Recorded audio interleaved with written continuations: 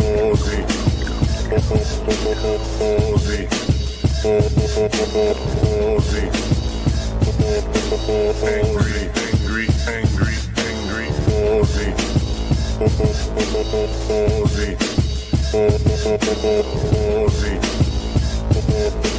Angry.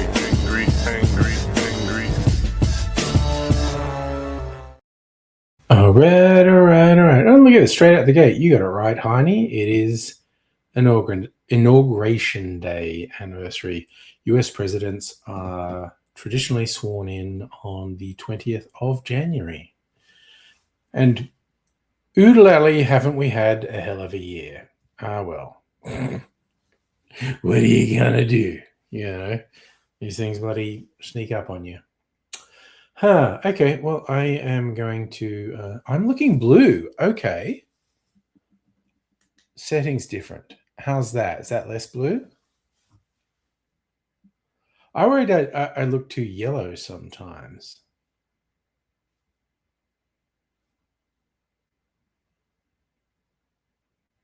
Striking a balance is a hell of a thing. Yeah.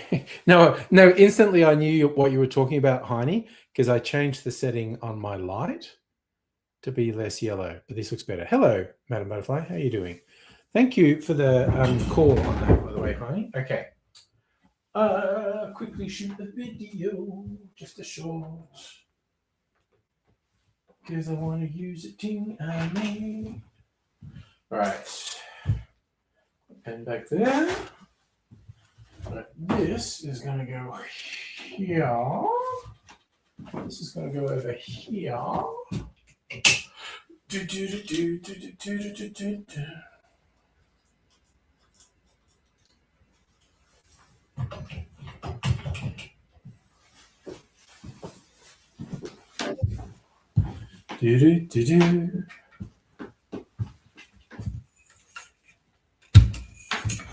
Got to put this over here. Try a little tenderness.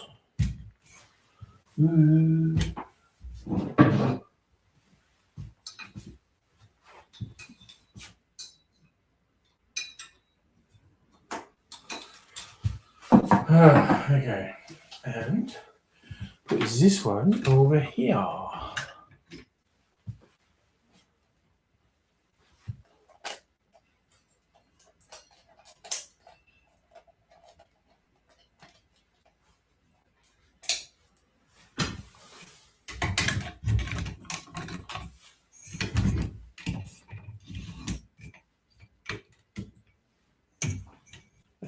Lock that in place. Now, where is my phone with the recipe on it? That stream keeps freezing. Oh, okay. Maybe it was your VPN. I don't know. It can be hard to tell where the issue is. What do I do when I'm looking at Trello? Hawaiian. So yellow chartreuse.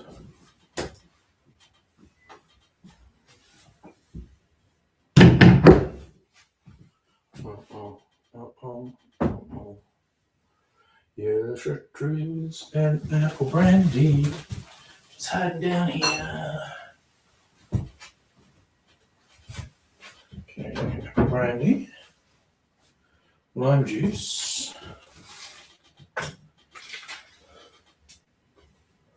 And saline.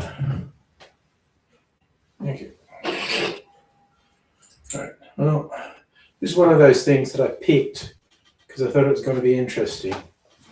And I haven't done a test run, so no real idea if it's going to be good or not. And I actually picked it because the ingredients were a bit weird.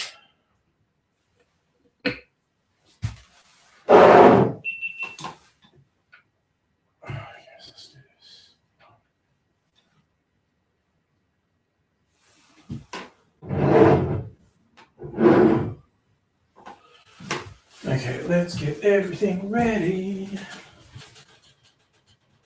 Get ready, because here I come now.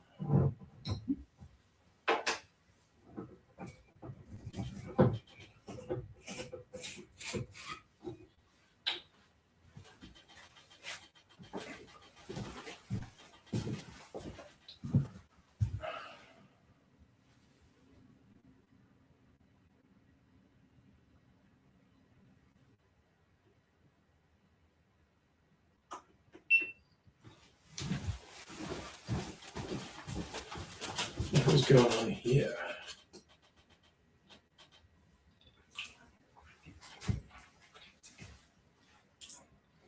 That's solidified. Wow, hope that hasn't gone off and is going to fucking poison me. No guarantees in this world.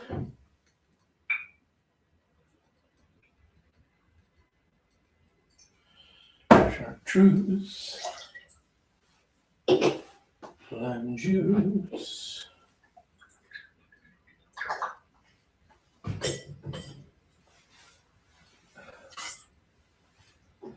And funky syrup.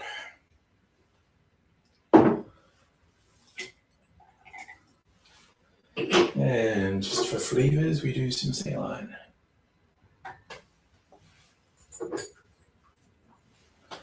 Okay, that is all the ingredients. Oh, I forgot to chill my glass. Say la vie. Right. Let's get some ice baby.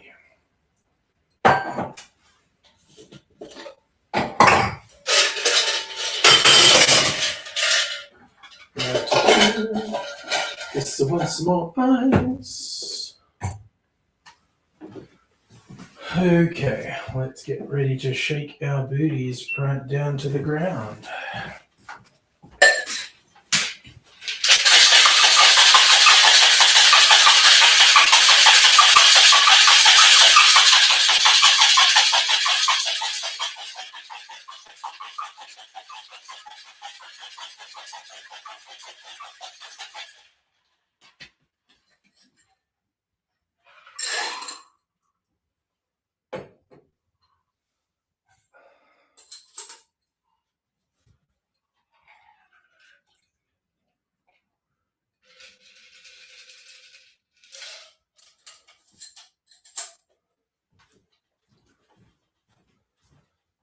Okay, that's that. Now I just got to get ready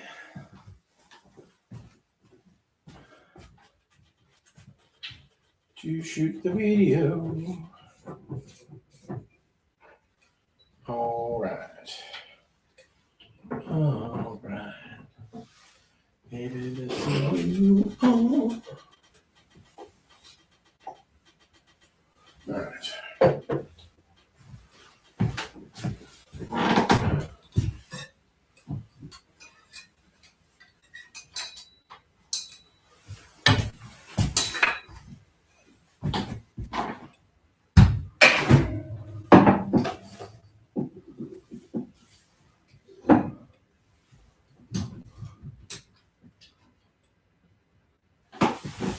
Okay. Frame this sucker up. I'm going to go a bit wider.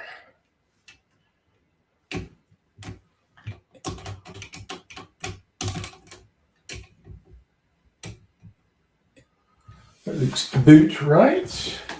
How about this? How's this looking? That looks about right. Let's go.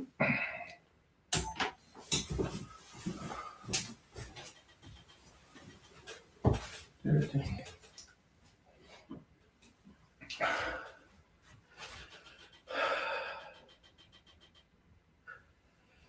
G'day, cocktail lovers. This cocktail is my take on a recipe I found for a cocktail called a Hawaiian, created by bartender Tad Vogler. It has some tropical elements you'd expect in a cocktail called Hawaiian, pineapple, lime, but the actual spirits were a surprise to me, which is why I wanted to try it. It's got apple brandy and yellow chartreuse. No rum. So very unusual for a tropical themed drink. The other reason I wanted to make it is I made this concoction recently. This is essentially a pineapple cream of coconut syrup. I was experimenting with ways to change up how I made a pina colada, and it worked out quite well, and it's very tasty. The cocktail recipe calls for a pineapple gum syrup. I thought, I'm going to substitute this, so it's going to be pineapple-y and coconutty. So I'm getting a bit more of the tropical vibe. And has it worked? Let's give it a taste. Yeah, you know what? The tropical fruit flavors are coming through more, and the spirits are a bit of a backup, honestly. I'll show you how to make it.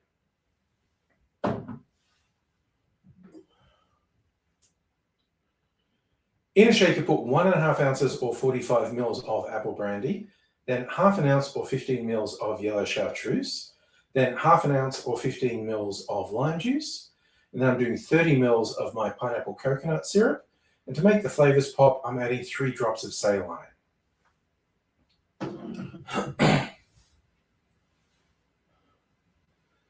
Add ice to the shaker, shake that for 10 to 15 seconds to chill and dilute the drink. I'm straining that into a chilled Nicanora glass.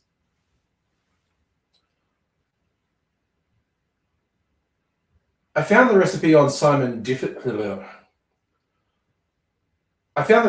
Difford's Guide website, and Simon Difford recommended to actually use a split of pineapple juice and pineapple syrup rather than just the pineapple gum syrup. I've clearly gone in a quite different direction and made a creamier drink. So don't be afraid to be a bit creative. If you have the pineapple juice and syrup, try that. It would be quite different to this, but probably still interesting. A Hawaiian. Cheers. Motherfucking pus bucket. Okay. Crisis averted. Why are you all panicking? Okay, I'm going to sit down with this.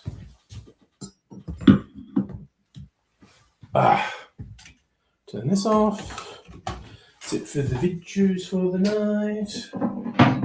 Except I'm going to do some stuff with Charlie a bit later.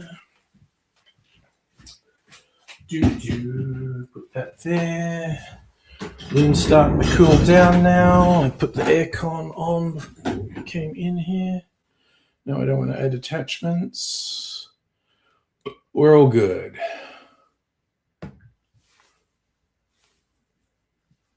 Sorry? Okay. Are you having problems, Charlie? What's happening? Oh, the stutter. Yeah. No, of course.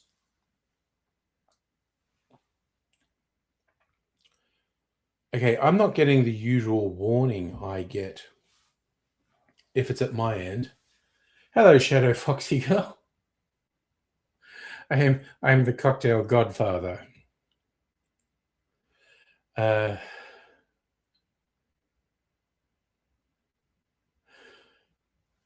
yes, I did hear something get posted to the Discord. What are we doing?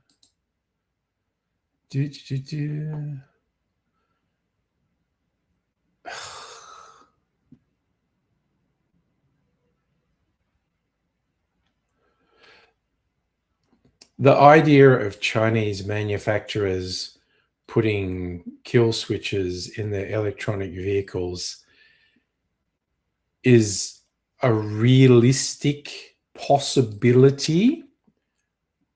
I'm not sure that anyone's actually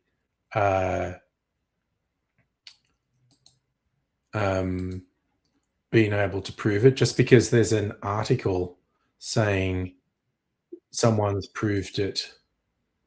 Oh, wow. I'm like fucking frozen on YouTube. It's really bad. Okay, it's me. StreamYard used to give warnings of this. Wow, that's really fucking shocking. There's nothing. Well, I can't think of anything I can do.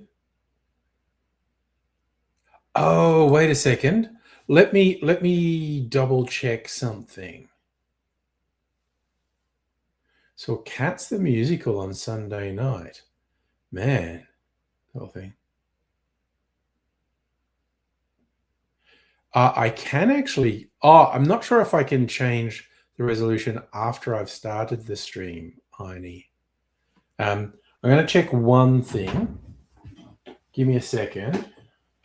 Ooh, no, don't put that in there. Put it in there. Okay. Okie dokie doo.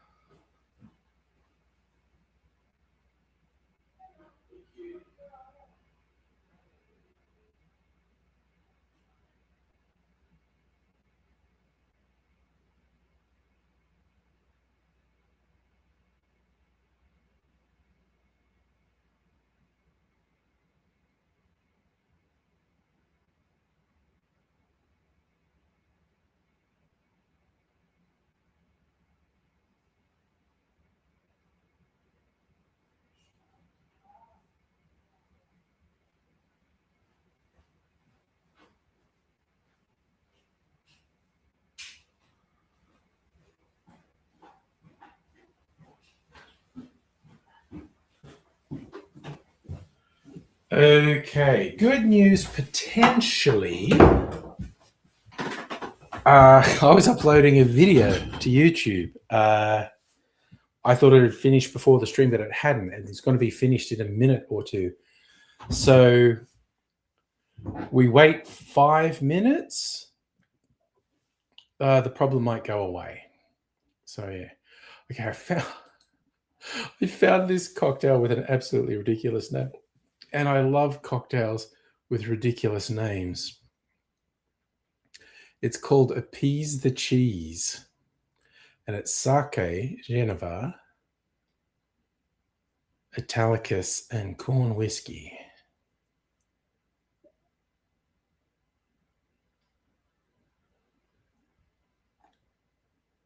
Oh, it's supposed to be garnished with a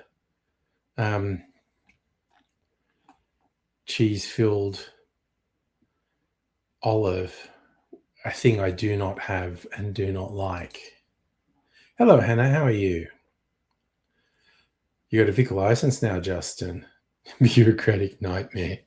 Oh, I did see a story. Some guy, like he sold a motorbike, I think it was. Didn't sell it with the plates, like, took the plates off, destroyed them, and said, you go register it. Then someone's cloned the plates and is riding around racking up traffic fines, and he's saying he can't get out of it. I don't know. Oh, a Mouse House outfit stopping by. Do you love Mouse House updates?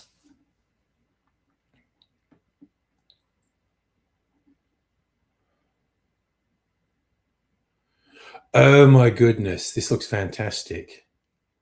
Okay, have to share Mouse House update.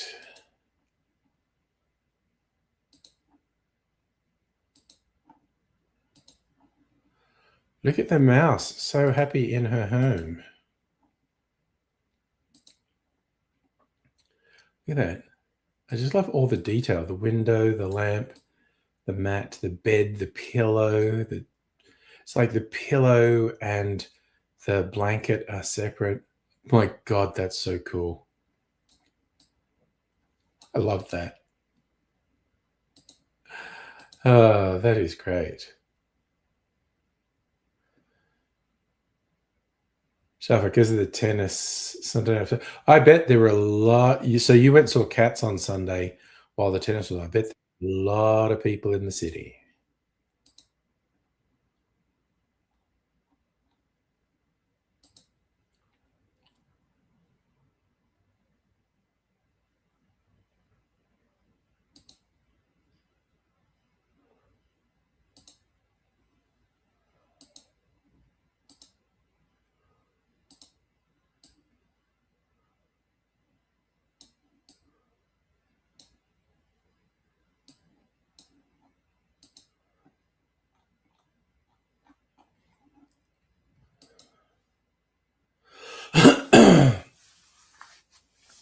Oh, I did see you, the community page, a kid hit the back of a car that had a rear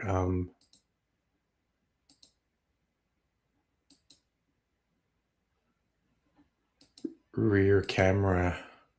Shows just captured this kid smacking into the back. I mean, you know, kids are stupid, but that's pretty stupid.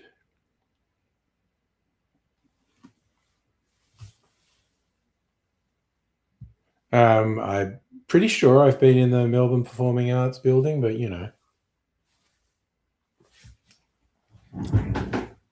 Yeah, that was okay. Probably had high hopes for it. Oh, I've got yellow chartreuse out. I'm going to make a. Gonna make something while I've got the. Ooh, I just had an idea for what to make. Just creating something while I got the yellow chartreuse out. Wait, what's it? I wrote down a J word. What's in a J word? Yep, that's what I thought. I'm going to make a J ward. I got to make the video for this, but when you think they could not possibly do something stupid. I mean, because I assume like the car was stationary and that kid's riding for fuck knows how many 100 meters down the road looking at the. I mean, Jesus Christ. Ooh, would I give them a talking to if I was their parent? Safa, I had, my microwave meals. So chicken drumettes that I usually have once a week. Very tasty. I microwave them, and the instructions are just microwave. I microwave them for 2 minutes so they're heated through. Then I put them in the air fryer so they go crunchy. Very yummy. Oh God, Justin. So the hoops.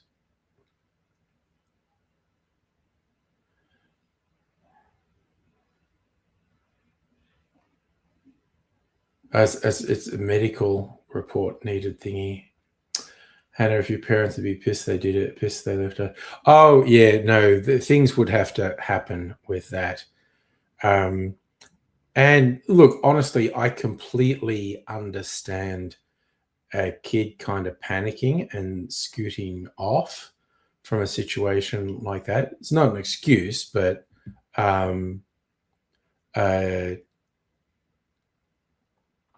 still want to talk to them. But the absolutely horrific level to which they're risking their life, I'd be like, fucking no, that's not going on. No, we are not okay with this. All right. Actually, what might be fun is to mix up the elements.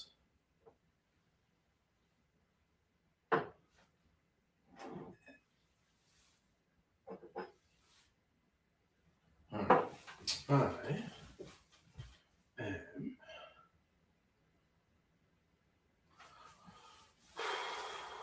actually,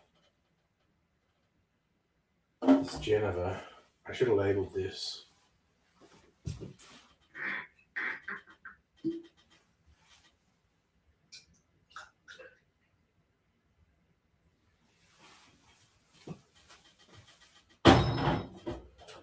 This is my typical thinking. I'm not going to forget, and there's a really high chance I'll forget because I'm like it. Okay, and rum. Shall I blend it with rum? I'm thinking of blending it with rum. Ooh, no, this one. The apple rum.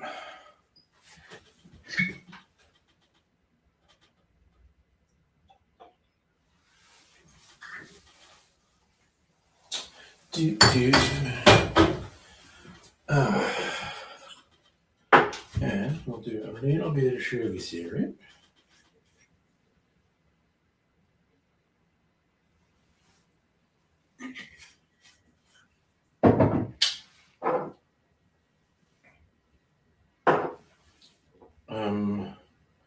Yellow chartreuse, that's what else we want.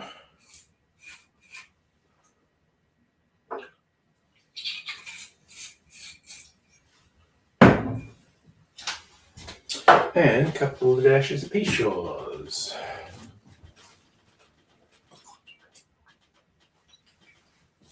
Okie dokie. I'm fueled up.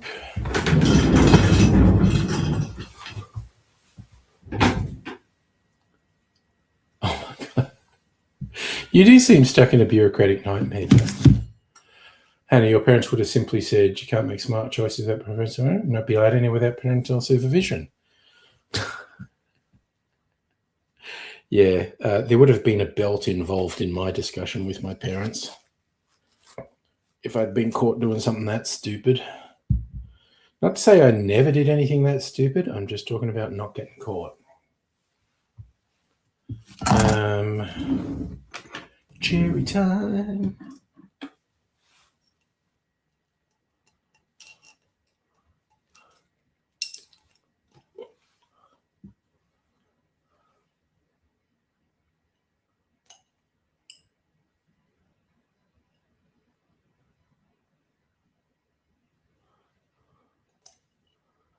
Okay.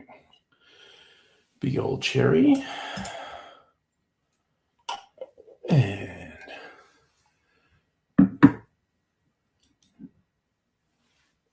OT. What's an OT report? Occupational therapy or something else?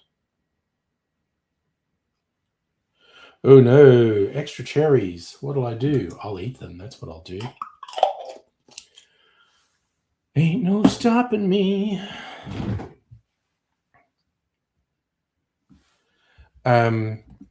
Yeah.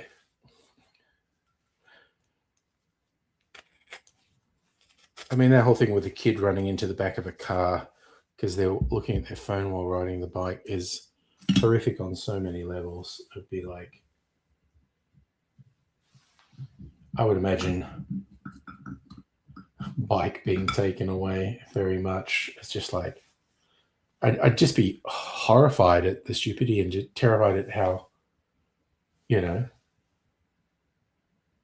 it's just, I mean, kids are stupid. And I can think of a few stupid things I did as a kid, but that's really fucking stupid.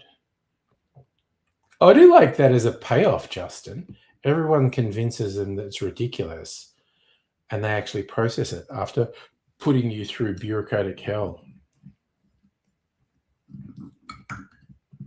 That's a better than average outcome, honestly. Now, this will need to be replaced. You know what? There's no point in trying to save any of this. I'm just going to peel all this. I need a new orange for Thursday night. That's the plan anyway. Orange. So much orange. I feel like can I have a full screen? Me full screen and you just a little box. Okay, well, we can play with the setting. Tell me what you like.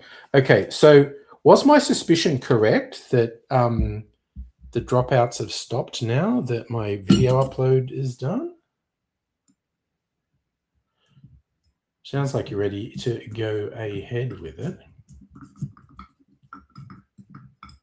All right. Really like being able to zoom into you. Okay.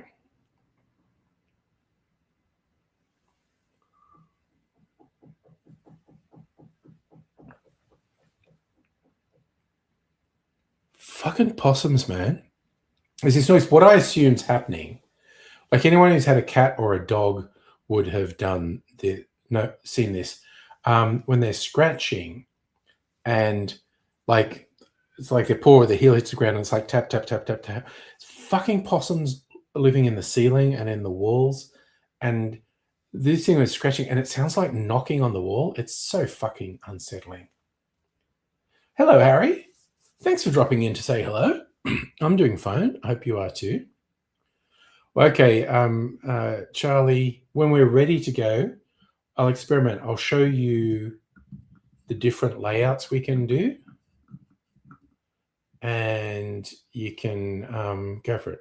Well, just before we start the thing, I'll show you a thing. You talking about my creepy possums? Oh God, it was unsettling. Like their move into the walls was different. They've been in the ceiling forever and thundering around, but they're definitely in the walls now. And so you get scratching noises. But the knocking is so unsettling. It's literally like someone knocking on the wall. And I'm sure it's the possum scratching, and like their elbow or whatever is hitting, or they're hitting when they're scratching. Because I've seen cats and dogs do it, so I assume the possums are doing it too. It's just really unsettling. Freaking possums. Yeah, well, don't worry about overthinking, Joe. Like when you're ready to go, tell me when you're ready to go, and we'll play with screen layouts. CDs and Laserdiscs. Well, that sounds like fun.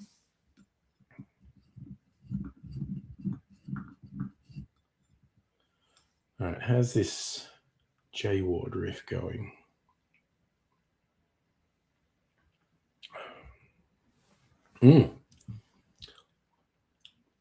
It's pretty good. Why is it so much fruitier? What did I put in it?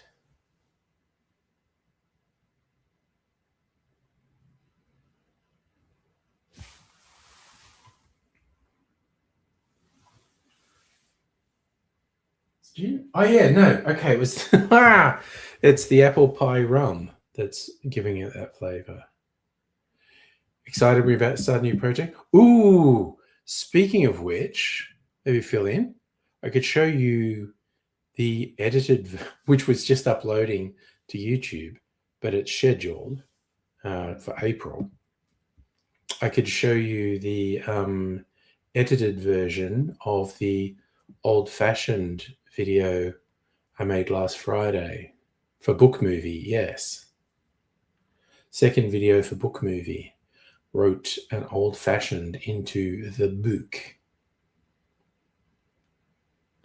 Okay, give me a second. I just got to get the USB. It's all.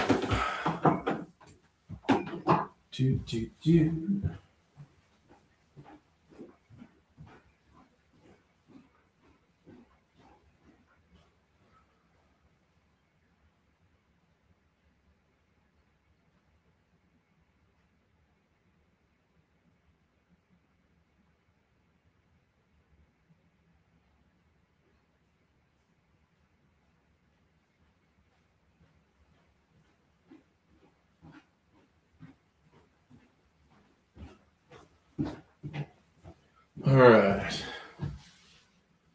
Oof, I might switch the air conditioning off in here in a minute. It's quite cool. Okay, now, from experience... Oh, you're testing stuff. Okay. Right, while you're testing stuff, I'm going to... This might make the microphone go off for a second, but don't worry, I'll be back. Okay.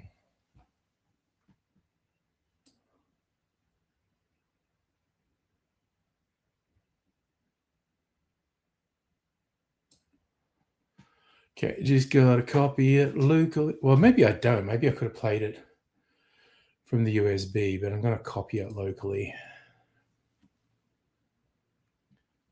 All right.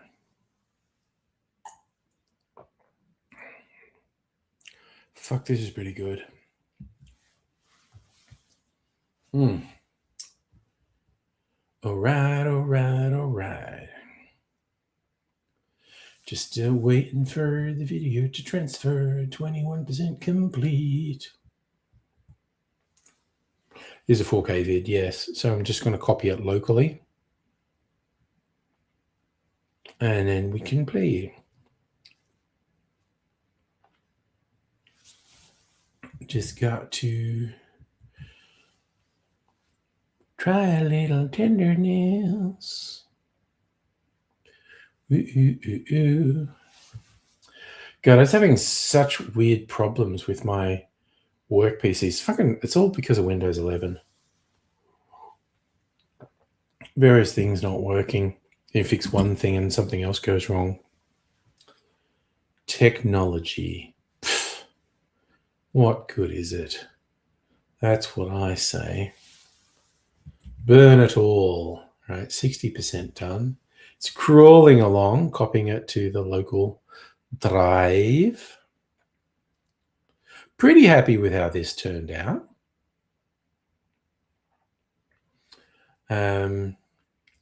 Actually, I have to think about, because, I did old-fashioned classic, and then the next things I was going to do was my top 10 from 2024, and then I'll do the top 10 from 2025. I thought, there's like a martini variation. Oh, should I do the classic martini before I do a variation? I thought, well, people don't need me to tell them how to make a martini. I just, because the old-fashioned is my favorite, I did that. So I think I will just do the variations. Yes, where are the flying cars? Teleportation. Well, I always love the philosophical arguments of the Star Trek transporter, and is it killing you and just installing a simulacrum of you at the other end? But the simulacrum doesn't know that you've been killed. It thinks it's been you all along.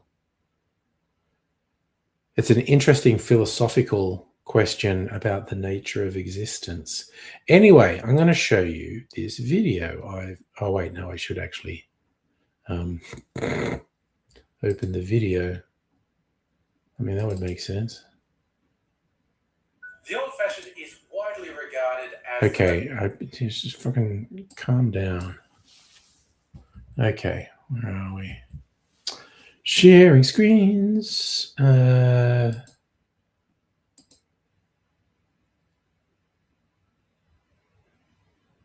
Oh, so I'm going to do this thing. Oh, no, okay. Sharing system audio. Nice.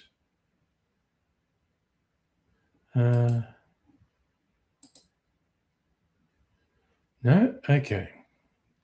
That's fucking weird. What's it doing? Sharing screen. That's really weird.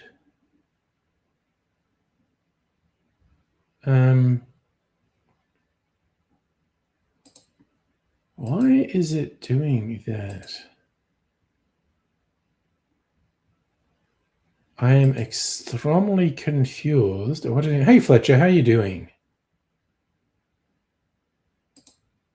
I'm just trying to share a video, and I swear to God,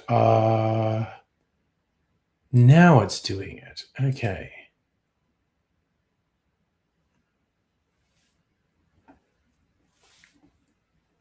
Okay, sorry. I just want to make sure I do this right now.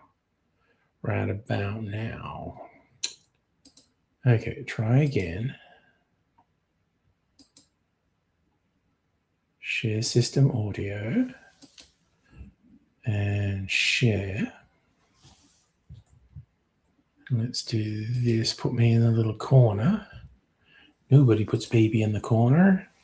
The old-fashioned is widely regarded as the most important of all cocktails, and for good reasons. After more than 150 years of cocktail history, the different fashions, the different trends, the old-fashioned was there at the start, and it's still front and center in the cocktail world now. It's a testament to simplicity and balance over flamboyance and overly complicated recipes. As this book is going to contain all my favorite cocktail recipes, it's only fair that the old-fashioned is one of the first to go in there. It's my go-to cocktail. If I'm just going to sit back and I'm going to make myself an easy drink, it will be an old-fashioned. It's that simple template of spirit, sugar, and bitters that just works every time. And honestly, even if someone was to wrongly assert that an old-fashioned has to be whiskey, limiting yourself to whiskey, there's still more permutations of that simple template than you could possibly try out in your entire life. This isn't hyperbole, I mean it literally.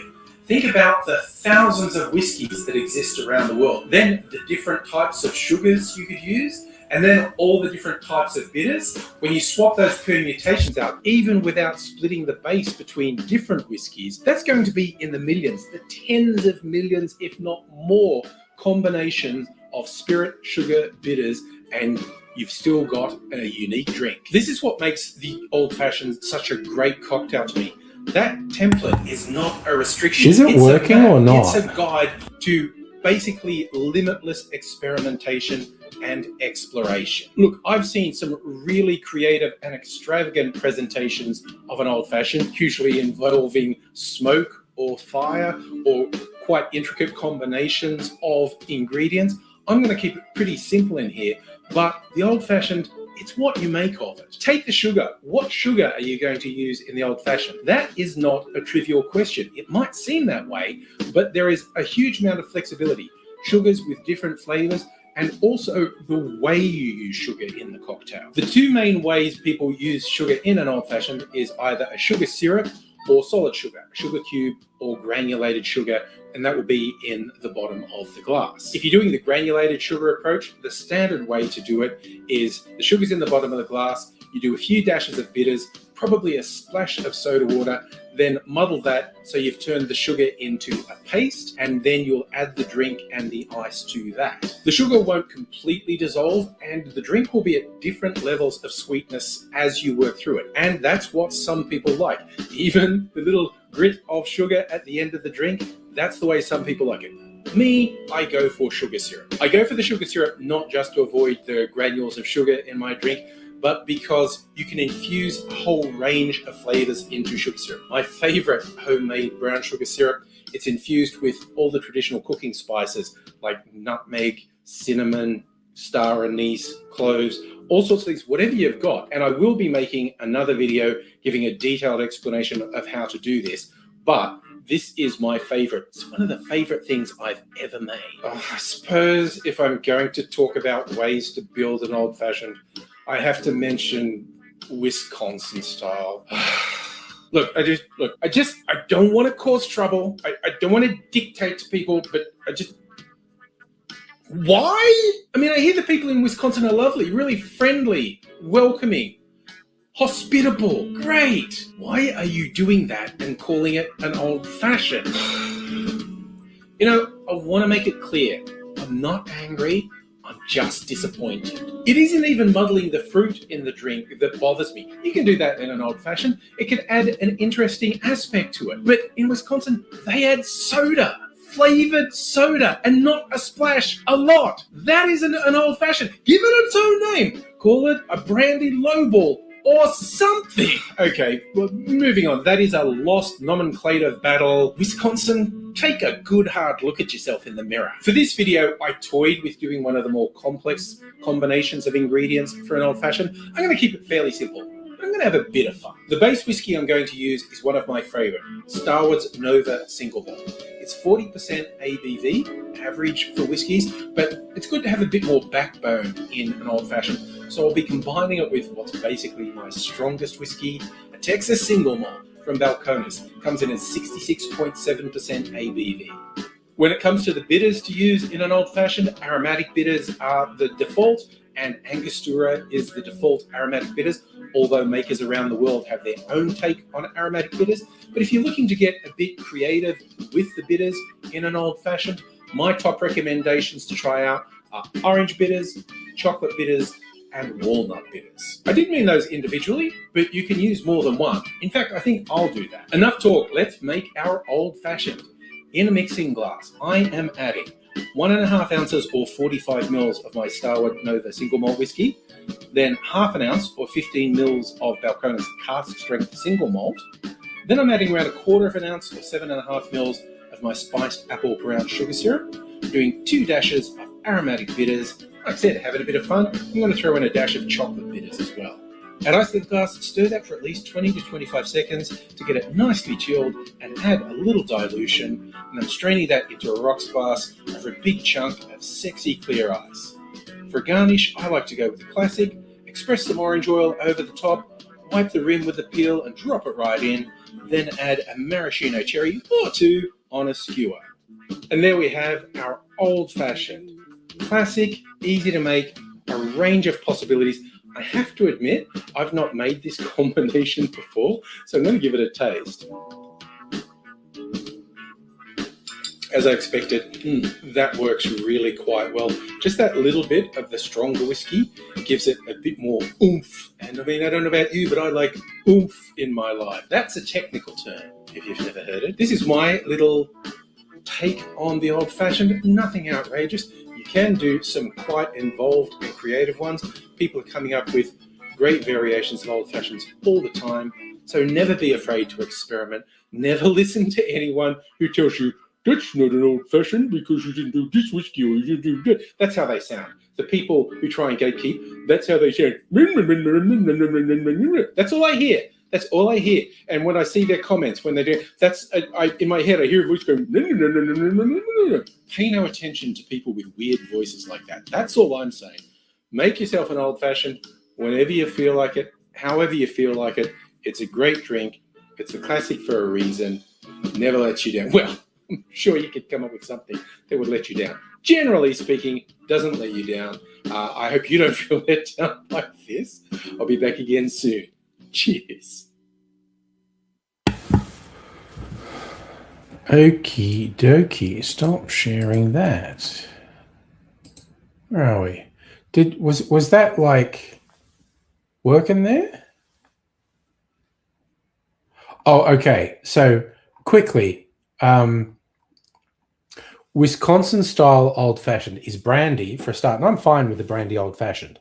But what they do, they get a slice of orange and cocktail cherry, and they put some sugar on that, and then they muddle that, and then they put brandy and bitters, and then they put soda on it. And it's like lemon soda, and it's just like, what the fuck? But anyway, Safa, no, I've never been to the Australian Open because I'm not a sport guy. And I assume there's a price attached to a ticket to the Australian Open. So I'm not really fussed with that. Fletcher, you've been hopping into the Napoleon brandy. I've got I've got a few brandies. A couple of Australian, actually mostly Australian ones. I have one French brandy. I sometimes have two or three. Oh no, I've got a French apple brandy and a French grape brandy.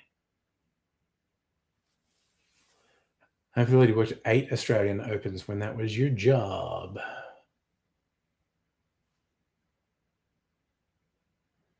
Yes, Safa, I may not have communicated clearly. What I was saying is I think Australian Open tickets might be really expensive. I know it's not free. Sorry, I'm just checking what's the temperature doing because I've got the aircon on. 22 feels like 20. I think, you know what? Fuck it. I'm leaving the aircon on until I go to bed. Then I'll switch it off. Fuck it. I say, look, I made a clarified cocktail today. Not sure what that looks like to you, but it's got this weird sort of dirty green color. I made this sugar syrup recently that came out black, which is a hell of a thing. I haven't used it. And I used it in this. And the clarification took most of the black out, but left some in. So it's got this kind of green element in it. Looks pinkish from your perspective. It looks greenish from mine. Yeah, it could be my lighting. So Heidi, say the qualifying days is $20 for the whole day. Well, there you go. I just don't want to sit there and watch tennis. Sometimes I'll watch it on TV.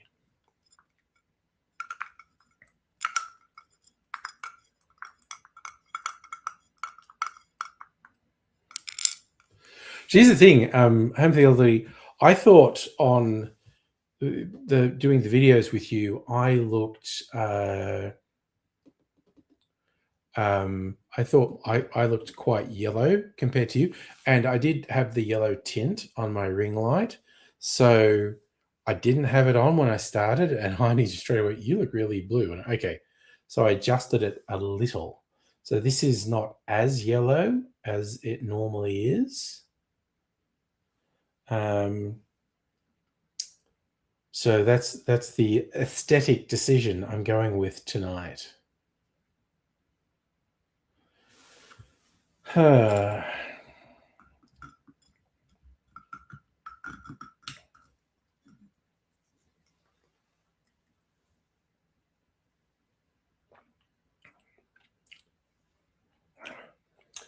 Well, that's pretty fucking yummy.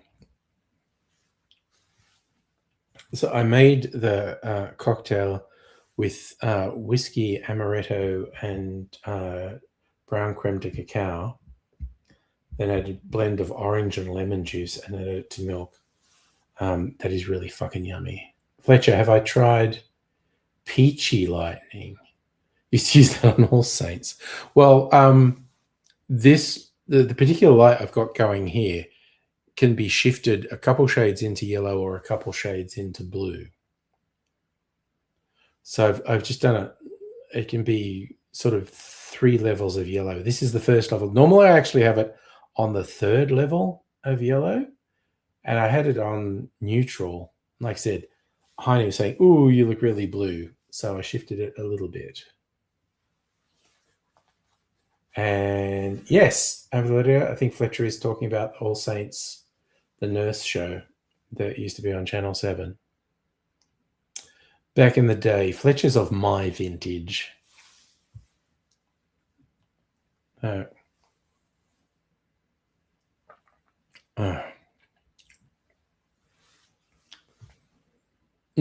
That's come up really well. That's really yummy.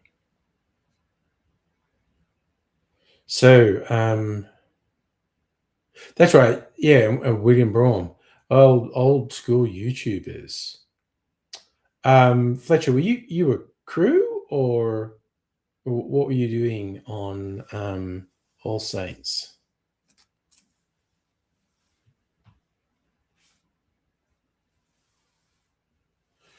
I do this thing. I'm going to try and do a fist with my hand, and then just really, really try and bend that little finger in, and just sort of like close my eyes just to focus and go, come on, just really push it. It's like, oh, yep, okay, that's the pain point. I've reached the pain point. We don't want to push any further than that. Damn. It's like so fucked. That finger is so fucked. Assistant actor, but sometimes a roustabout. Okay. You had a friend in Blue Heelers.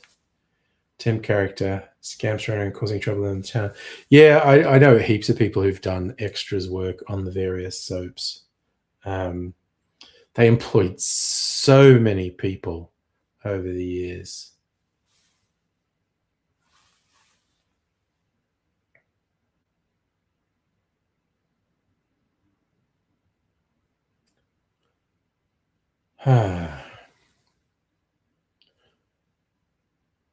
Not much work lately. Yeah, well, all the shows are shutting down, aren't they? I don't know what's happening. So, Charlie, when are we doing the Laserdisc show? Just getting into the headspace to talk movies and music if you've got CDs. It's a whole thing. Try not to drink too much of this because it's just really tasty. Oh, okay, I missed it. Sorry. Link time. Okay, so do the link, and then you can. We'll decide on the layout once here. I'll switch the comments off, of course, and we'll decide on the layout.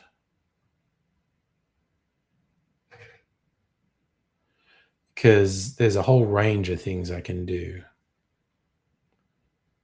So, yeah, some nice presets on StreamYard. I think they let you do custom ones too.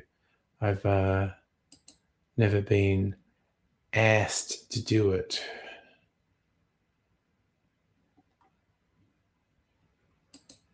Maybe, maybe not. Okay, Home for the Elderly has entered the stage. Camera not on yet. Let's turn the comments off. Oh, camera's on. It was just I had to activate my OBS. Oh yeah, okay. Can you hear So- me okay? Yeah, sounding good to me. All right, let me put you onto this screen so I'm looking Right. at the camera when I'm talking to you. Oh, yep. Okay, good stuff. So I'll show you. These are our options for screen layout. There's this one, or there's this one, which is a bit closer, but doesn't make it's more difficult for you to show off discs with this. Yeah, I like the wide screen because Yeah. when I'm also, this is something I was thinking about too. But can you see this? Not really. I don't think so. Yeah. I Because think when you're looking at me, you're looking at me through the same size box Oh God, you know what we could as this, right? what we could do is we could try and get tricky and have images of all the things that we can't do this tonight. We don't have time. No. Right. But we can. I like advancing every time we Yeah. do something, like adding Yeah. something and making it better every time. Yeah. We like if I got a bunch of photos of all the things we're going to be showing, I think I could work out how to change this That's so it's like exactly us what I've here. been doing today. and I've an been taking image. pictures of Yeah. what I've been about to show, so it's perfect. When you All say right. that. Actually. So we can work towards that, but let's go with this for now. Mm-hmm.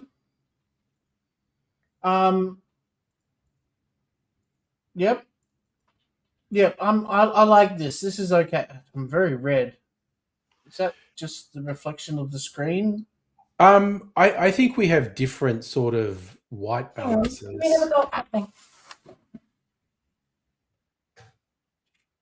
Look how cute she is in my little Home for the Elderly t-shirt on.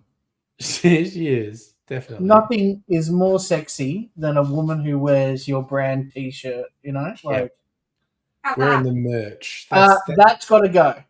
That one? Yeah, no, that one, the back, the kitchen one. Yeah, thank you. And can you close the pantry, please, beautiful girl? Thank you. All right. Can you see the postcard, the magnet postcard right there?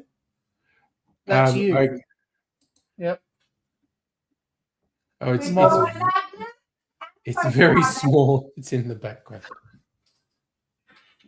This is why you need a big screen. I keep telling you that. Oh, there you go. That's okay. So I have sent both the magnets. Okay, good. Yep, and I got the little cards, the little mini card that you sent. I've got everything. I've got the whole set, mate. I went through a whole phase of doing merch, and it's just like I love it. I think that's great. And when I was always too shy to because you yelled. yeah. People were a bit put off by that. To be fair, It made it a little awkward to. Anyway, so yeah, we got some CDs to start off with. I'm going to kick off with the CDs nice. first. These are what's coming out this week, and then there's less Laserdisc to go through because I thought, well, I was going to do 30 Laserdisc plus this pile of discs. We're going to be here for like an hour and a half if I do that, and I don't want. You've got an hour, so I want to make the best of that 1 hour. All right. So you want to do your lead in whenever you're ready. Yep. Hang on. I've got a script that I save.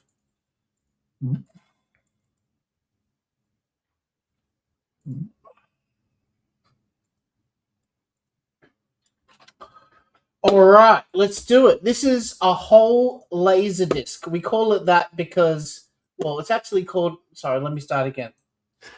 All right, let's do this. This is a whole Laserdisc thing. And the reason we call it that is because it's one of Angry Aussie's catchphrases.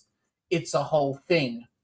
By we're looking at catchphrases, we mean things I can't stop myself from saying. Yeah. Yeah, he has this thing, and I've noticed it, and I picked it up on all the streams, and I started, playing with it myself. So Mm. we're looking at this week's shop titles. This Friday drops. We're just chatting movies, and we got some music this week with Angry Aussie, as we always do. It's no scripts, no stress, just Laserdisc and music talk. All right. Let's go. Okay, so I'm going to flip this upside down because that's the order they come out on the site. Okay. Okay, starting off with this, it's Mumford and Sons, and the Ah. album's called Babel. Okay. One of the hit songs is "I Will Wait." Yeah. Yeah. They I remember the year they got big on Triple J. They actually got number 1 on the Hottest 100 with Little Lion Man. And they were quite apologetic. They're like, I'm sure there are bands with lots of fans who are really upset their favorite's not number 1 and this mob they've never heard of is. So sorry. That's really sweet, though, isn't it? I thought it was very cute. Yeah. So humble, you know. Yeah.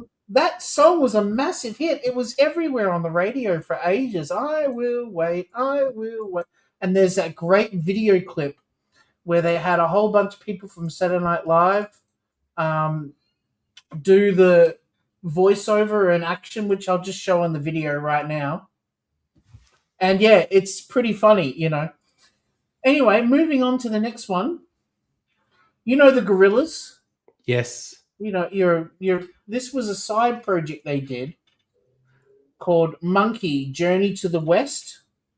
Oh, inspired by that Chinese story that's been adapted multiple times for Correct. TV. And you can see the That art is nice style. packaging. Oh, yeah. I'm not usually a fan of digipacks, but Yeah. sometimes they do it. Digipacks is when they make them with this cardboard and a little bit of plastic that holds the CD in. Yeah. I'm not usually a fan of this because what happens is a lot of the time the CD gets damaged or the book gets a little bit tricky to come out, but Yeah. I really feel like it suits the art style. Sometimes, you know, like it's just meant to be. And this is made out of this old school kind of recycled, like, you know, those paper Coles bags? Yes. Yeah. Really thick cardboard paper. And yeah, no, it's just a beautiful CD. I've already got a copy of it. So I don't need it, but yeah, it's if you like the old Monkey, you know, Monkey Magic and stuff like that. Yeah. Yeah. That was the one I story remember. Pigsy Yeah. and Tripitaka and Sandy and all that kind of stuff, you know. That Okay. was great. This is Bruce Springsteen's The River. That is just an absolute classic. Look how young Bruce is there, for God's sake. Honestly. Do you know this CD? Have you heard it? I couldn't tell you. Go through the tracks. Well, some of the songs I know on this is Hungry Heart. Mm-hmm. And of course the song The River is very famous for that long note that he holds. You know. Well, you know, Bruce Springsteen, he's not a classic singer. He's a very raw, emotional singer. Yeah. And so when he does hold a note, you can feel the pain and the anguish and the you know. Okay. We've got a few Beatles coming up here. I'm a big Beatles nerd, and I've already got the whole Beatles box. But when I was building up the collection, I was, you know, finding some of the discs one by one. And then I decided, well, I don't need them because I've got the whole Beatles box. So I decided to put them into the shop. This is the anniversary edition of Abbey Road. That's the thing everyone does their tourist photo of. They walk across that pedestrian crossing. Yeah. Conan O'Brien was saying something funny when he went to tour Abbey Road, that he was like the only person in the whole world that hadn't actually done the walk on the thing yet. You know, but yeah, it's a great album. That's the reason why this is voted the best album by the Beatles, is I think it's aged the best.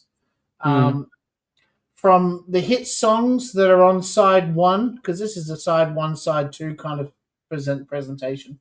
Mhm. And side one has something like, Here Comes the Sun, and Come Together, and Something in the Way She Moves, and Octopus's Garden, and stuff like that. But Mm. then side two comes along, and from pretty much the start of side two till about the second last song, it's all connected, which is really cool. Like you don't start. It's like when you listen to "We Are the Champions," it's always connected to "We Will Rock You." Yeah. And For the it- kids who don't know what it was back in the day for LPs and cassettes to have an A side and a B side, it was essentially track one, they had to hook you in to listen to the rest of it. Then the final track on the A side had to be interesting enough to make you want to flip the record over and play the B side. So there was a whole art to doing a good vinyl album to get people to listen to it all the way through. And look, I'm not dissing modern music because it's all about individual tracks now and streaming, et cetera, but there was a particular art to making an album. Structured, yeah. Yeah. So following from the best album to, in my opinion, the worst Beatles album ever made. This is Beatles for Sale. This was right before the transition of when they were going from the poppy "She Loves You," kind of stuff, into the bit more hardcore Revolver, Rubber Soul, Smoking the Weed kind of stuff. They stopped performing live, basically.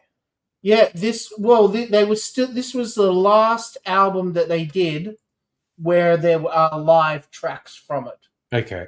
You know what I mean? It has songs like 8 Days a Week and Baby You Can Drive My Car and stuff like that was on, Okay, so this is the soundtrack from their movie. The first movie they did 4 movies while they were together.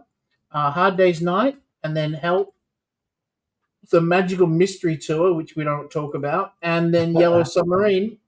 Yeah. Technically 5th if you want to count Let It Be, but I don't feel like that was made by the Beatles. I suppose Hard Day's Night's the best one. Hard Day's Night is a great stoner movie. You get a little You look at it and go, they were really hitting the weed when they decided to do this stuff in the movie. And Criterion has taken this and run with it and have done an amazing pressing on DVD or Blu-ray, etc. This is the first Beatles album ever made. Please Please Me. With hits like I Saw Her Standing There, Love Me Do, and stuff like that. It's interesting because this whole CD was recorded in one day. Yeah, the history, like they got a gig performing in a nightclub in Hamburg, Germany, called the Star Club, where they may or may not have been somewhat amphetamine fueled. They were definitely amphetamine fueled, as they did, but it's what refined them as a band because they just worked so hard, they performed so much. They became incredibly together and cohesive. Well, and when you go see a band, at a local pub, they usually do maximum 3-hour sets. Yeah. Like they're on for 3 hours and they might do a halftime break between that.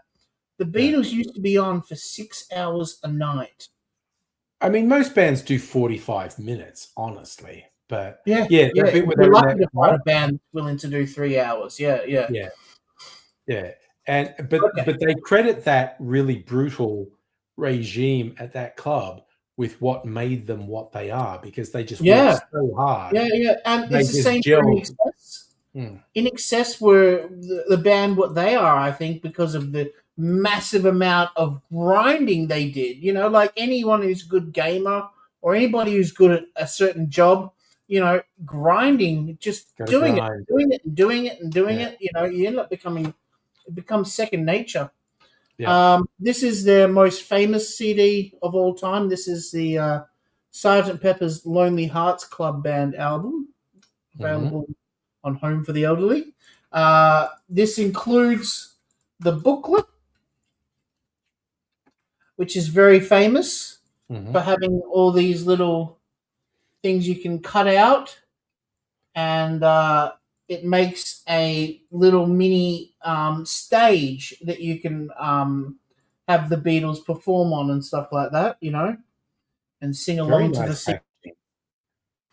packaging. This was definitely when they decided no more touring. There's no Yeah. way on earth we're going to be able to tour this album. Yeah. Yeah. Okay, so next up we have some compilation CDs. You love a good compilation CD. Your collection is a nice collection of compilation It's CDs. someone who's earned the right to put a best of together. I love it, definitely. Well, this is not so much of a best of. This is a mix of different artists together. Yeah. It's called the Best Rock Album in the World ... ever. I think I honestly may have owned this CD at one point. It has a lot to live up to, doesn't it? Yeah. So we have Queen, We Will Rock You, Doobie Brothers, China Grove. It's already out. Yeah. If you're going to do Doobie Brothers, you should have done Listen to the Music or Long Train Running, not China Grove.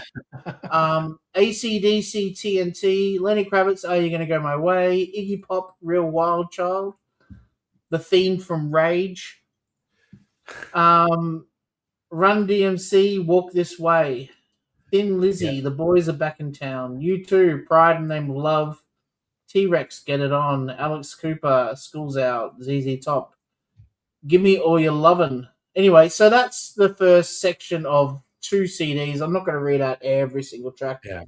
Honestly, I don't think it lives up to. I could make a better rock album in the world, but I think they had to limit themselves due to licensing. That would be it. Yes.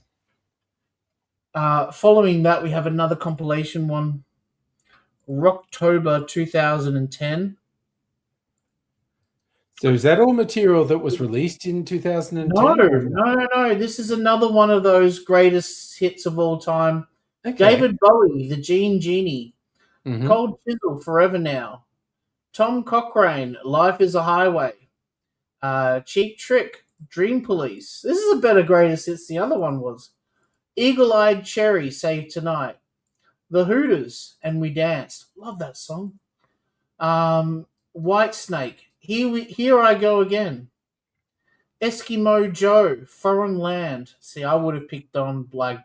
Wow, that's left field. All the other ones had been 80s, early to mid 80s, and then we suddenly thrown in Eskimo Joe. Yeah, talk about a bit of a snap. Yeah, that's jarring alongside all the others. It is, and especially because after that, back to the 80s. Romantics, What I Like About You. Oh, this is 90s. Hoodoo Gurus, Missed Free Love, 69. But it's only barely 90s. That was 1991. Foreigner, Hot Blooded, Dragon, April Sun in Cuba. We're going to 70s now. Yeah. Proto, Hold the Line, Paul Kelly, Dumb Things. And then back to 90s, Live, Lightning Crashes. Back to the 80s, Cars, Tonight She Comes. Robert Palmer, Addicted to Love. Meatloaf, Paradise by the Dashboard Light. I bet you it's not the whole thing. I bet you it's like that edited. Because the whole thing is 3 different songs. It's like 9 minutes long. How are they going to fit that onto this CD? No way. Yeah. And then the last song on CD 1 is Skyhooks, Ego Is Not a Dirty Word. That's 70s again, yeah. Yeah, it's not 2010 at all, but I think it's like something that it's very Triple M. Yeah, the 2010 is really throwing me, actually. But anyway. It's very Triple M. Okay, so then we've got something a bit more up your alley, Punkorama. Punkorama. Okay, now this is where I'm going to be super judgy. What do they call it? Okay. Motion City Soundtrack. Have you heard of? If do you know that band? No. Not again. I'm not a hardcore punk, so I might be letting myself down by not knowing. I'll be honest. I know Bad Religion. Oh my god! Sorry, that's 90s though. If it's Bad Religion, it's not punk unless it's from the 70s. For God's sake! Oh no! Punk definitely went on to the 90s. You've got Green Day. That Green Day are pop music, for God's sake. Yeah, sorry. This is now I'm being a grumpy old man. We're getting into some intense conversation. I'm being a grumpy old man. Bad Religion. There was lots of pop punk bands that were around. You know, Rancid, Pennywise, NoFX.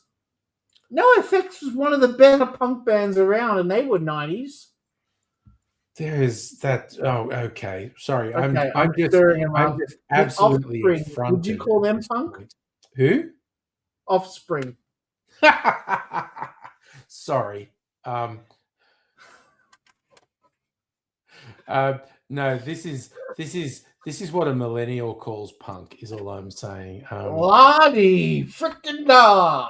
Yeah. No, I'm going to be a grumpy old man. It isn't punk unless it's from the 70s.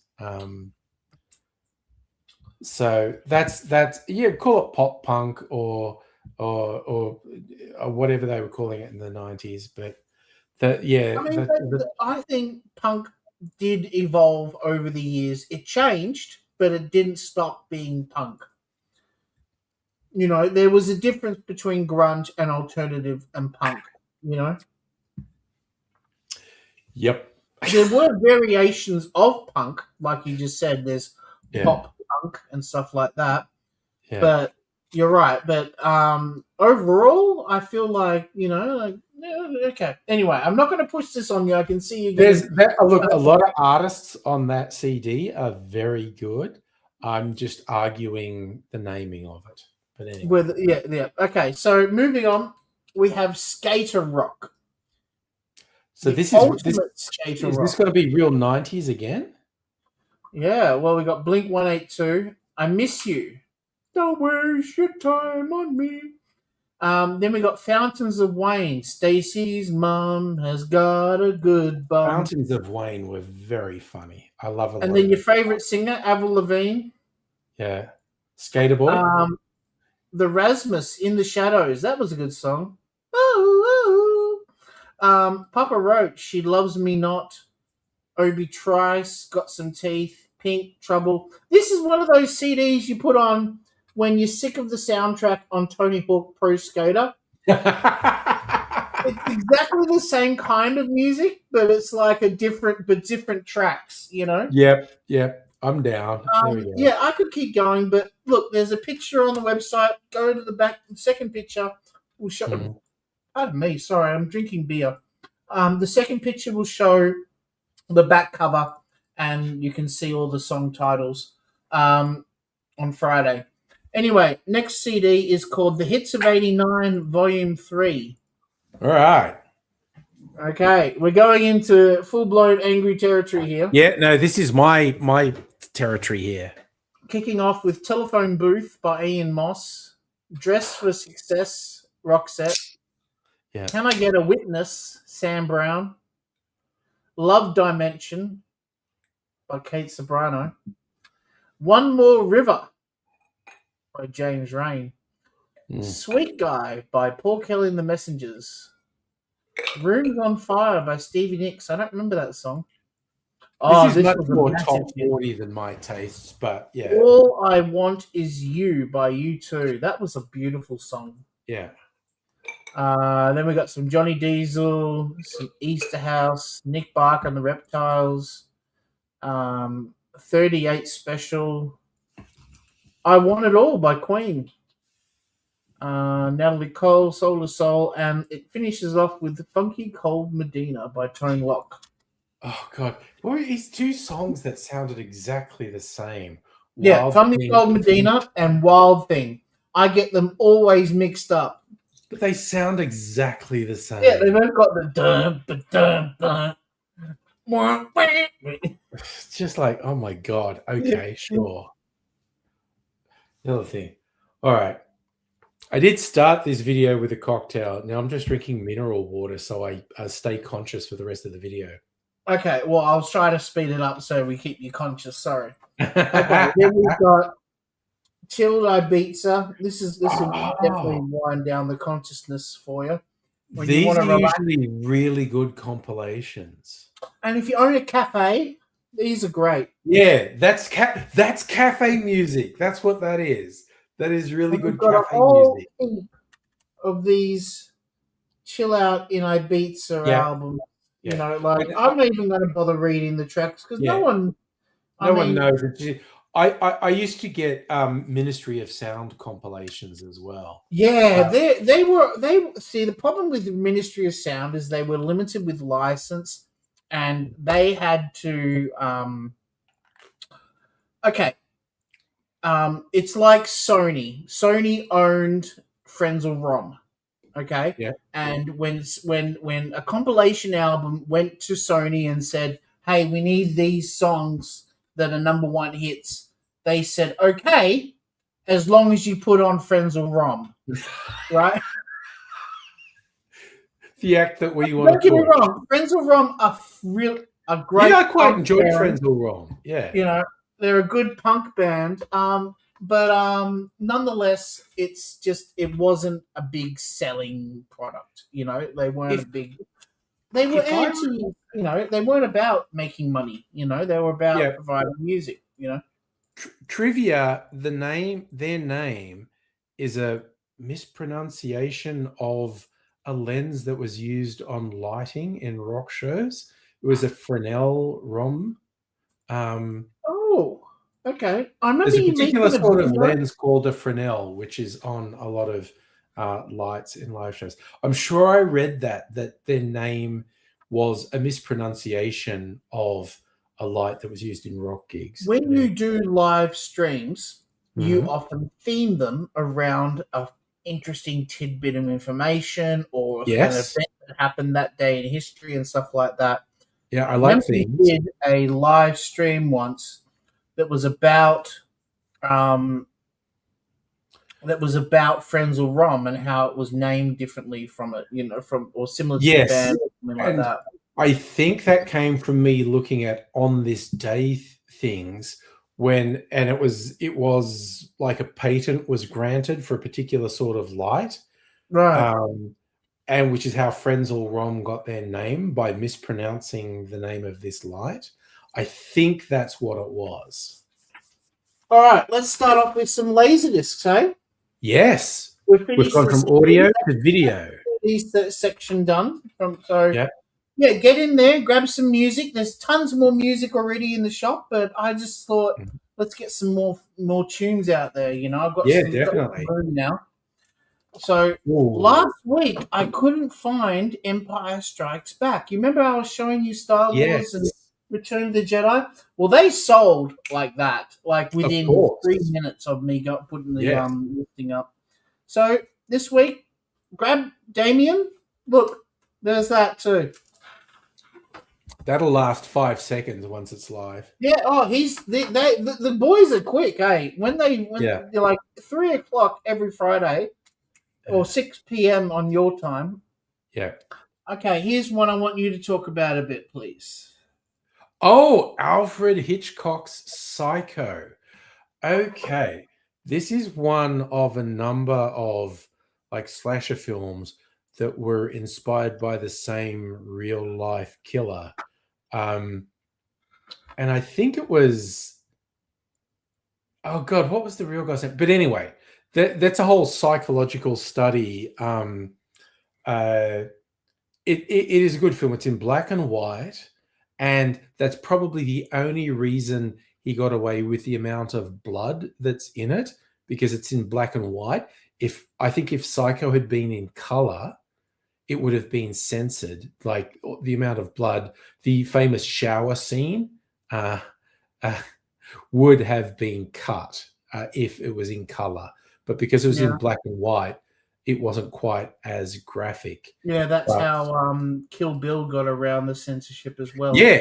The person you're thinking of is Ed Gein, Gein. Yes. So Ed Gein is essentially inspiration for Psycho, Leatherface in the Texas Chainsaw Massacre, Oh wow. and one Silence other. of the Lambs as well. Yeah, and again, terrible person, awful person, but someone who was extremely traumatized by his upbringing. Not that that's an excuse, because most traumatized and abused people don't become serial killers. But Ed Gein, the real person, was the archetype for a bunch of movie serial killers, essentially. But yeah, what's his name? It's Anthony Perkins is the lead, and he's so good. As Norman Bates. Oh, Bates Motel is just like the scariest place. And just think like, no, mother, why would you say that, mother?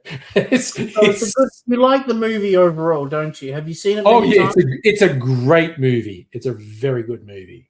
Yeah. It's definitely Alfred Hitchcock's most famous film. It's his best known. It's not necessarily his best film. That's a very subjective call. Definitely his best known. Oh yeah, it's not. I would say Vertigo is my favorite. Yeah, I think very few film nerds make Psycho their favorite, but it's definitely his most famous. Well, that's the thing. Angry and I, we're knocking out the whole Criterion closet lately. We've been really smashing out. We've been going through the Criterion films, Classic. and there is heaps of Hitchcock on there. This week, I'm focusing on Humphrey Bogart films. I did High Sierra today. That was really good too, by the way.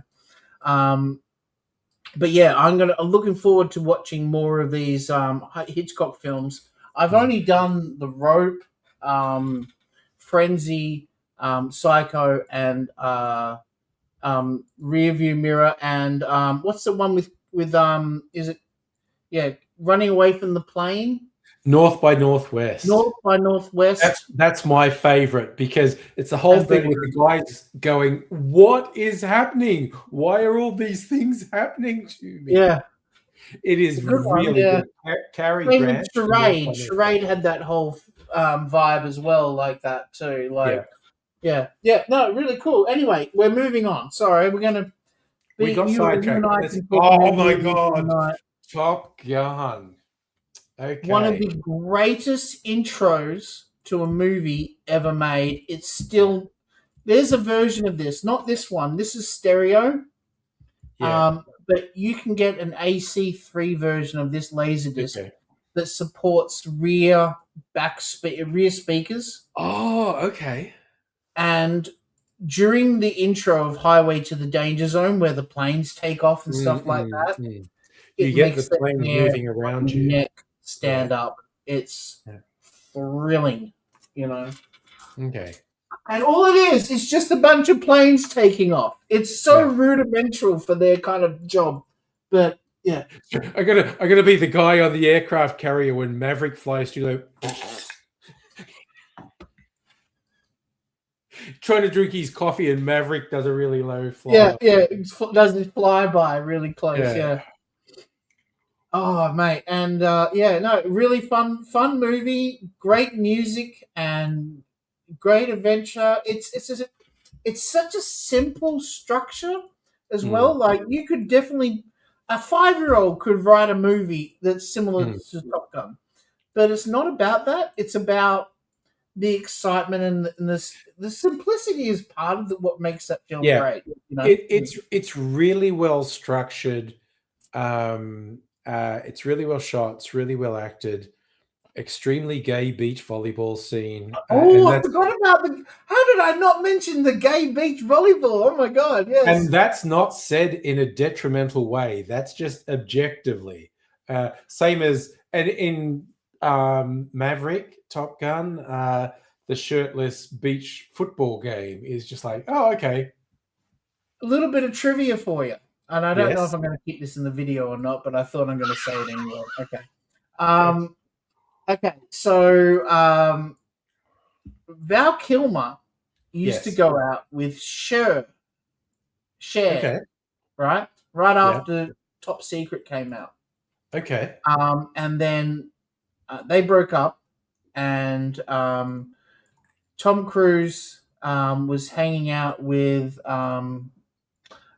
you remember Matthew Broderick and Sarah Jessica Parker were a very famous Yes. couple They were a during couple the for a 80s, while. stuff like Yes. that. Not Matthew Broderick, Robert Downey Jr. and Sarah Jessica Parker were a very popular couple during the time, and they had a tribute to dyslexia, and Tom Cruise and Cher are both dyslexic, Oh. and they met up and became a couple right during the time of Risky Business. Okay, so like Cher they is 20 both- years older than Tom Cruise. The connection between Val Kilmer and Tom Cruise, besides Top Gun, is they both fucked Cher. You know, You mean Cher just took both of them and had her way with them? That's what happened. that's what it is, pretty much. You know, yeah. Yeah. You had a thing for short men, but yeah, let's keep moving on. Okay, next up, we have another very basic structured film. Oh, but works really well. Oh, and the only question is, does that Laserdisc have the director's cut, or is that the theatrical release? No, this is the standard theatrical version that's missing the extra 17 minutes that's in the director's cut. Yeah. Yeah. Which is But way better. it's a I good agree. movie. The director's cut is way better, isn't it? Yeah. No, there's a little bit more depth. Sometimes stuff's cut for a reason, but I think the Dances with Wolves director's cut is worth watching. It's already a long film, as is. It is. It's a long film, which is why it was cut. Yeah. But when you're thinking about a story that's the same as like Avatar, you know, then it's got to be long. Yeah, Avatar is just Dances with Wolves in space. And to connect with the characters, it takes time. You need time to get to know them and relate with them and stuff like that before you can start hurting them, and therefore the consumer, the person watching the movie, will feel connected with them and embrace what they're going through and stuff like that. Absolutely. So it needed that. Those kind of films need to be long. If you do something like Pocahontas, which is the same thing again, but shrunk down to 90 minutes, you need something else that's going to connect us with the audience. And in the way Disney did it was brilliant, because music the song is another way of. We're getting off point. I'm sorry. I just wanted to. It's a really interesting connection of storytelling. Yeah. All right. Here's one of your favorites, and I'm not joking. I know you love this one. I do. Oh, The Distinguished Gentleman. Yeah, there is a period in Eddie Murphy's career where he did a couple that didn't get a huge amount of attention, but I think they're among his best. And it's The Distinguished Gentleman and Boomerang. They came out close to one another, and I think they're both fantastic. I would also add Metro into that. I watched Metro again recently. Mm-hmm. It is way better than I remembered it being when I rented it on video back in the day. I was expecting another Beverly Hills Cop back then. Yeah.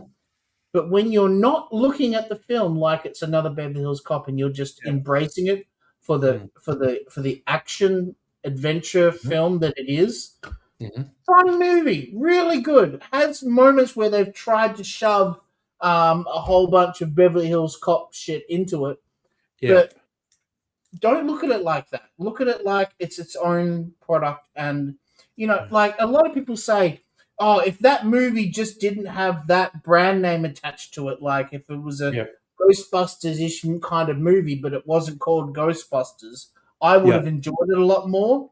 Yeah. Well, Metro did it, and it proved it doesn't work because people just wanted more Beverly Hills Cop.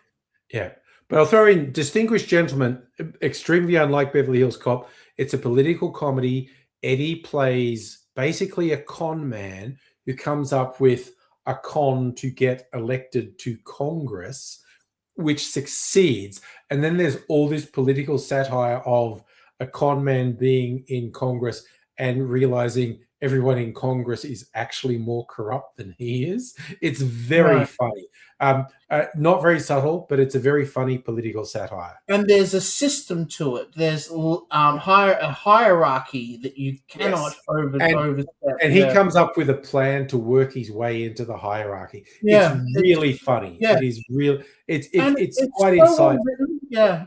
That and Boomerang are 2 films, and Metro, 3 films that are just really well written, but just for some reason just didn't hit with the audiences as much, as it should have. Another film that also I didn't quite understand at the time, but I've come to love, is Death Becomes Her. I rewatched this not very long ago, and it holds up. The interesting thing is the effects in Death Becomes Her are cutting edge for when the movie was released. Yep. The original version of it was not effects heavy. It was not meant to be an effects movie, but various people made decisions and it became a special effects movie. And that various people was one person, and that one person was Robert Zemeckis, who is It was Robert obsessed Zemeckis with deciding special that. effects. When he did, he won an Oscar for his special effects in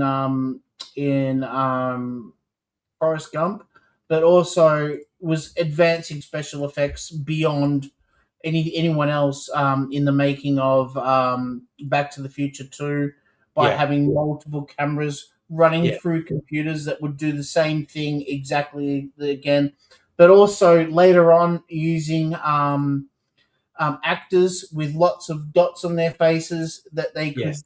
get turned into CGI. Robert Zemeckis loves special effects, Yeah. And Death Becomes Her became a special effects movie. But again, like I said, I actually watched this recently. It holds up. It's still entertaining. Definitely. Yeah. It's funny and it has a silly storyline, But it's got a moral. Yeah. And Isabella Rossellini. And Again, Isabella. Unbelievably charismatic, controls the screen when she's on it. Okay, last week we were talking about how we both didn't quite gel with Richard Gere. Oh, and this is the thing. They were both doing really well, Kim Basinger and Richard Gere, and this film didn't really work. Did you know Kim Basinger was dating Prince after the 1989 Batman film? I did not know that, but good on her. Yeah. There's a song called Peach that came out on the Diamonds and Pearls album that was a big hit back in the early 90s. Yeah. And it has this sound effect where she goes, ah, ooh, ah, ah, ooh. And that ah noise is actually Kim Basinger climaxing.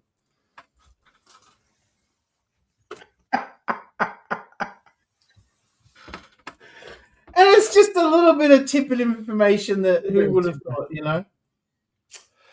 First Wives Club. That's a fun movie too. You know what? I don't remember this one very well. The one thing I do remember about this film is Ivanka Trump saying the line, don't get mad and get everything.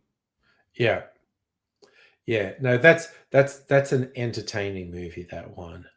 Very that's like 90s or 80s, that one. This is 90s, mid-90s actually. Yeah.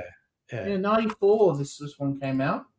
It was a massive hit too. Yeah, no, it did really well, this movie. And the bargain basement, it's not like it's I don't think this is going to be a massive seller. But fun movie nonetheless. This is was that Brando's last film? Oh, I think Dr. Moreau was after this, wasn't it? Was it? I'm not sure. Island of Dr. Moreau would have been like after this. Lots of in-joke references to Brando in The Godfather. It's not very subtle. Absolutely. So it's so cool like that. That's why I like this film actually, because of the references to Godfather. It was very entertaining. Brando was having so much fun with it. Yeah. Yeah. God, it's such a difference between Marlon Brando, like 50s, 60s actor. Oh yeah. 40s, Like 60s you actor. go the difference between Brando in On the Waterfront and Brando in The Island of Dr. Moreau is just wild. Absolutely. I'm just looking to see what his last movie was. I'm quite curious myself, actually, now you brought that up. I'm not looking at the timer, by the way. I should be. Sorry. That's okay. Island Dr. Moreau was 96. The Freshman was 1990. Oh God, that was that far before that. Okay. So after that, there was 2001. He was in a movie called The Score with, I think that's a Robert De Niro film. Yep, Robert De Niro and Edward Norton. Oh, okay. Yeah, I know the film. I do not remember Brando in it. Passing the torch kind of film.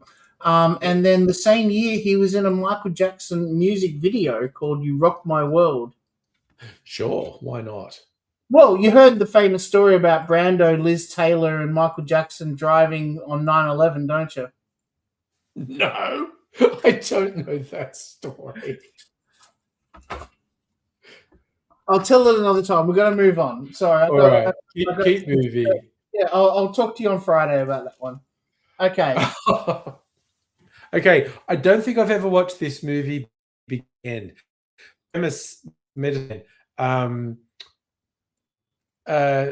Connery is a scientist researching like natural medicines in the Amazon, and he found something that he thinks can cure cancer, but a logging company is about to come through and destroy the area.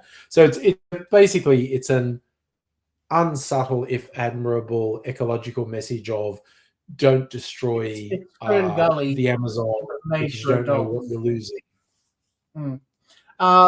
Lorraine Bracco, she's the chick from Goodfellas, isn't she?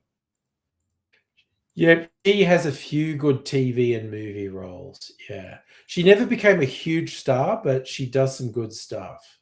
Yeah, no, I know her mostly from one of my favorite movies in the world is called Hackers, and she was the woman that was boss in Hackers, being the bad guy. You know, yeah. Okay.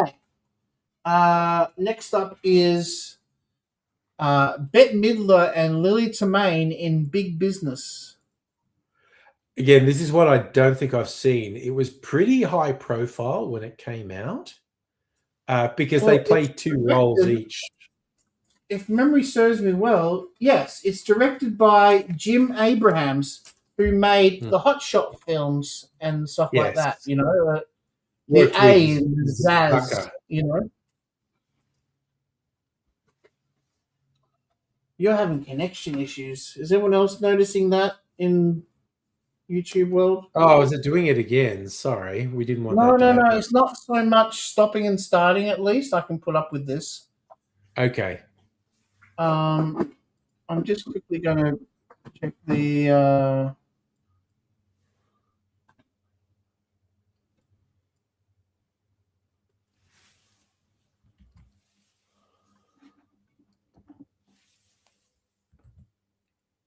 Because this is the footage I use. The YouTube stream I actually downloaded onto my computer. Yep, no, it's good enough. Okay. Good enough. C is for cookie. Next up is Marked for Death with Steven Seagal. Oh, wow. Sorry, are you talking? I think something's gone weird with my computer. I mean, you're not talking now because your lips aren't moving. Say something. Hello. Yeah, no, it's back to normal. Okay. So next up we have Marked for Death.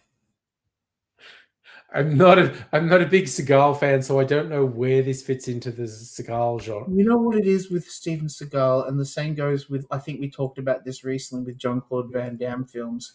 Yeah, All of these names are so generic that I They get them are. all mixed up, and I can't remember which one's which.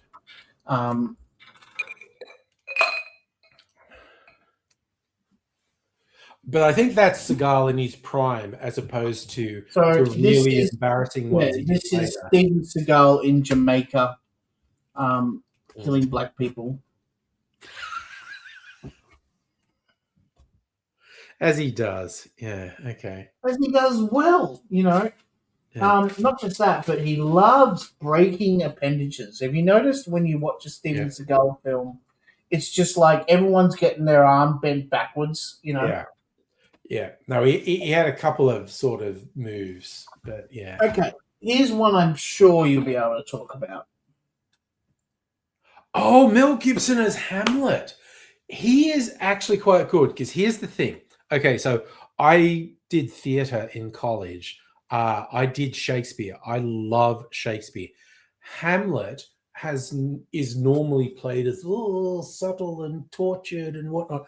Mel Gibson does him as a straight ahead, hey, I'm a prince of Denmark. I've got a sword. I'm going to cause havoc. And it's a completely legitimate interpretation. That is a really good production of Hamlet. Is it a who's that guy that directs all those? Kenneth Branagh. Yeah, Branagh. Is it a Branagh film? I don't think so. I mean, Mel might have directed it. I don't know. The one thing I remember is Glenn Close plays his mother, and she's only about 15 years older than him. Well, And- back in the day, that was legit. Helena Bonham Carter is in it as well. Yeah, she plays Marconi does the the music. So the director is Franco Zeffirelli. And Euro director. Yeah. Do you know that name? I do. Franco Zeffirelli. He did a few Hollywood films, but he was famous in Europe. Yeah. How many more have we got? 5 more. Okay, can we do a really short break in the recording? Yeah, I want to go get another beer. You know, so I've that's got to do a perfect. pee Yeah. break, honestly. A waffle. No, you're not drinking. You said. Okay.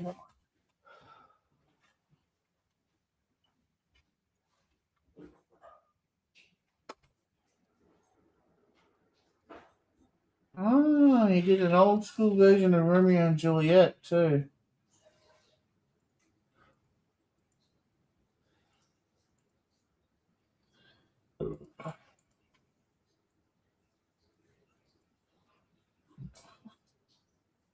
Can you grab the drinks?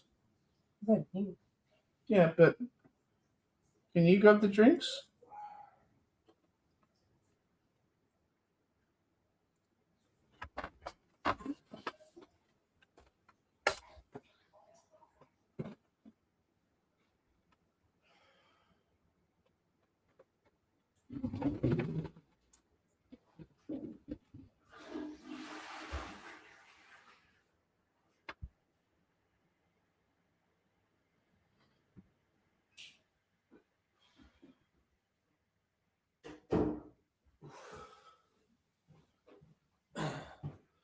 Oh, okay. I was not going to last another 5. No, I'm glad you did. No, that's great. Ooh, Win, Now- win, win. I'm rejuvenated and I can focus again. We might go over 1 or 2 minutes on the. I the don't time care. limit, That's I'm sorry. fine. That's fine. I'm not worried about that. I was just worried about the fact I had to have a pee break. No, I know, but Mr. Angry doesn't like it. That's all. I don't want to get on the bad Yeah, side. no. It's all good. It's all good. Okay. Cheers. Cheers. I'm drinking beer tonight. Yeah. I'm drinking a clarified cocktail. It's 38 degrees today in WA. Oof. You're getting WA always gets worse weather, more heat than us on the east Oh, coast. mate, and it's the problem is when I was in Melbourne was we would have hot days, but after 2 or 3, you would have a break. you Yeah. know? Here, it's just fucking consistent, Yeah. You go 3 weeks of 40 degrees, and you're like, Yeah. just stop! Yeah. Stop! Yeah. You definitely get much more severe hot weather than us. Okay. Ready to go? Yep. We need a clapperboard. Here we go. Okay. Next up, we have A Shock to the System. Michael Caine film. I have Michael not Caine seen film. this one. Yeah, one of the lesser known films, but a cool little thriller, I'd watch anything with Michael Caine, honestly. Right? I know. One of my favorite movies in the world is a Michael Caine film, and it's so Michael Caine. It's called Get Carter. Oh God, that's a classic. Sylvester Stallone did a remake that Oh, sucked. no, we don't talk about the Sylvester Stallone. Yeah, God, that was terrible. so bad. That was the movie that made like Sylvester Stallone go, oh, okay, I'm gonna I stay need to away know from my limits. Stallone Yeah. for a bit after that, mate. Okay, there's one. Michael Caine and Laurence Olivier did a film together. I think it's just called Clue. So good. Hang on, Michael Caine. Check what it's called because I'm trying. I think it might just be called Clue. Laurence Olivier. Yeah, It's called Sleuth. Sleuth. I knew it was a You one-word. talked about this movie before. I added it to my thing and I forgot about watching it. Watch it. It's really good because it's mind games and cat and mouse stuff. It's really good. And the fact that it relies pretty much solely on Michael Caine and Laurence Olivier, very good. Multiple interviews, Michael Caine said that was his most fun movie he ever had to make. They do seem to be having fun. When you watch it, they do seem to be having fun. All right, we're wrapping up. We're going a few more to go. Oh, what a classic! Oh my God. That was so big when I was at school. Everybody knows this one. There's nothing Yeah. Angry and I Yeah. could talk till the cows come home and never reveal anything new about Grease that hasn't been said like Yes. 600 miles a million times before. My favorite is how tight Olivia Newton-John's pants are during the final "You're the One That I Want" scene. At the Again, end. it's pretty wild that final scene. Yeah. I've seen there are lots of women nowadays who wear extremely tight leggings and still don't give Olivia Newton-John the run for the money of those pants. Livy in her prime, honestly. She's She amazing. had them sewn onto her while she was standing there. That's how tight they were. Yeah. Okay, next up. Here's one that's not very common. Once Upon a Crime. Oh, that sounds vaguely familiar, but I don't think I've Look seen at that it. cast. John Candy, James Belushi, Sybil Shepherd, Sean Young, Richard Lewis, and then that one person I don't know is Ornetta Muti. And this is basically one of those, how everyone loves those Glass Onion movies. What are they called? What's the new one? An ensemble mystery movie. Yeah. This is another one of those, but with a bit of a comedy edge to it. The problem is this John Candy was involved in another what do they call this when it's an ensemble cast with Brian Brown, and it was Bellboy one, I think it was called Blame It on the Bellboy or something like that.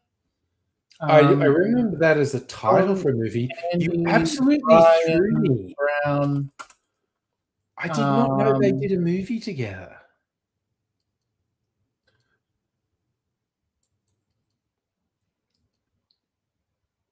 The movie name "Blame It on the Bellboy" sounds familiar, But I did not know Brian Brown and John Candy did a movie together. Brian Brown was a killer, an assassin, and ends up meeting a woman who's very good natured and stuff like that. Okay. Brian Brown does a great bad guy. There are two epic Australian crime films, Dirty Deeds and Two Hands, where he plays a crim. And he's very good. He's very good as a crim. Couldn't be kill me. Okay, hang on.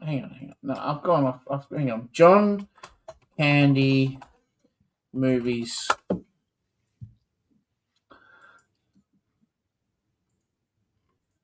Come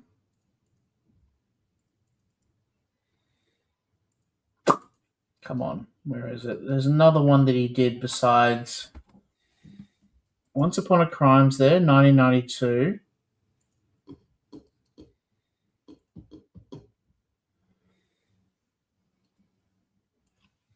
There was another ensemble film. I'm sure he did another ensemble film. Maybe that's it. Maybe I'm just getting that mixed up because Once Upon a Crime was set in a are you looking it up too, are you? Yeah.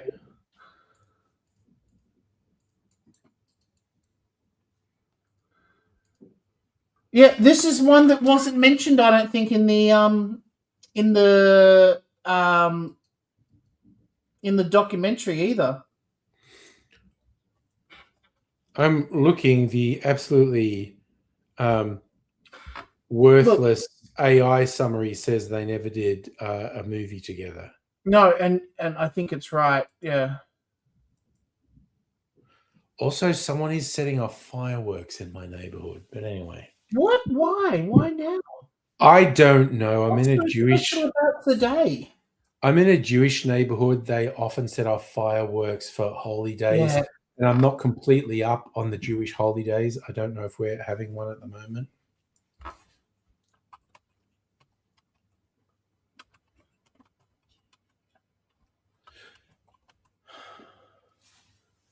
Mind you, you know what I was... There might be a good Aurora Australis tonight. I was half thinking of going out to the bay and trying to see if I could see the Aurora Australis after this stream. Who's that actor who did the is it Lie to Me or he's that British guy? Tim Roth. Tim Roth. Roth. Yeah, Roth what? Tim Roth, he's in a bunch of great Roth. films. Tim Roth. Yep, and he was the bellboy. No, that wasn't it. No, I'm thinking of Four Rooms now. Going down a rabbit hole of trying to work out what you were thinking of different bellboy movies, yeah. Yeah. Oh, no. It was Balky from you know that BAL. Oh, yes. Yeah. From He was in Beverly let's Hills do the Cop. Dance of Joy, Balky. Perfect Strangers. Yeah. He's in Perfect Strangers and Beverly Hills Cop. Actor. And the actor's name is Bronson Pinchot. Pinchot.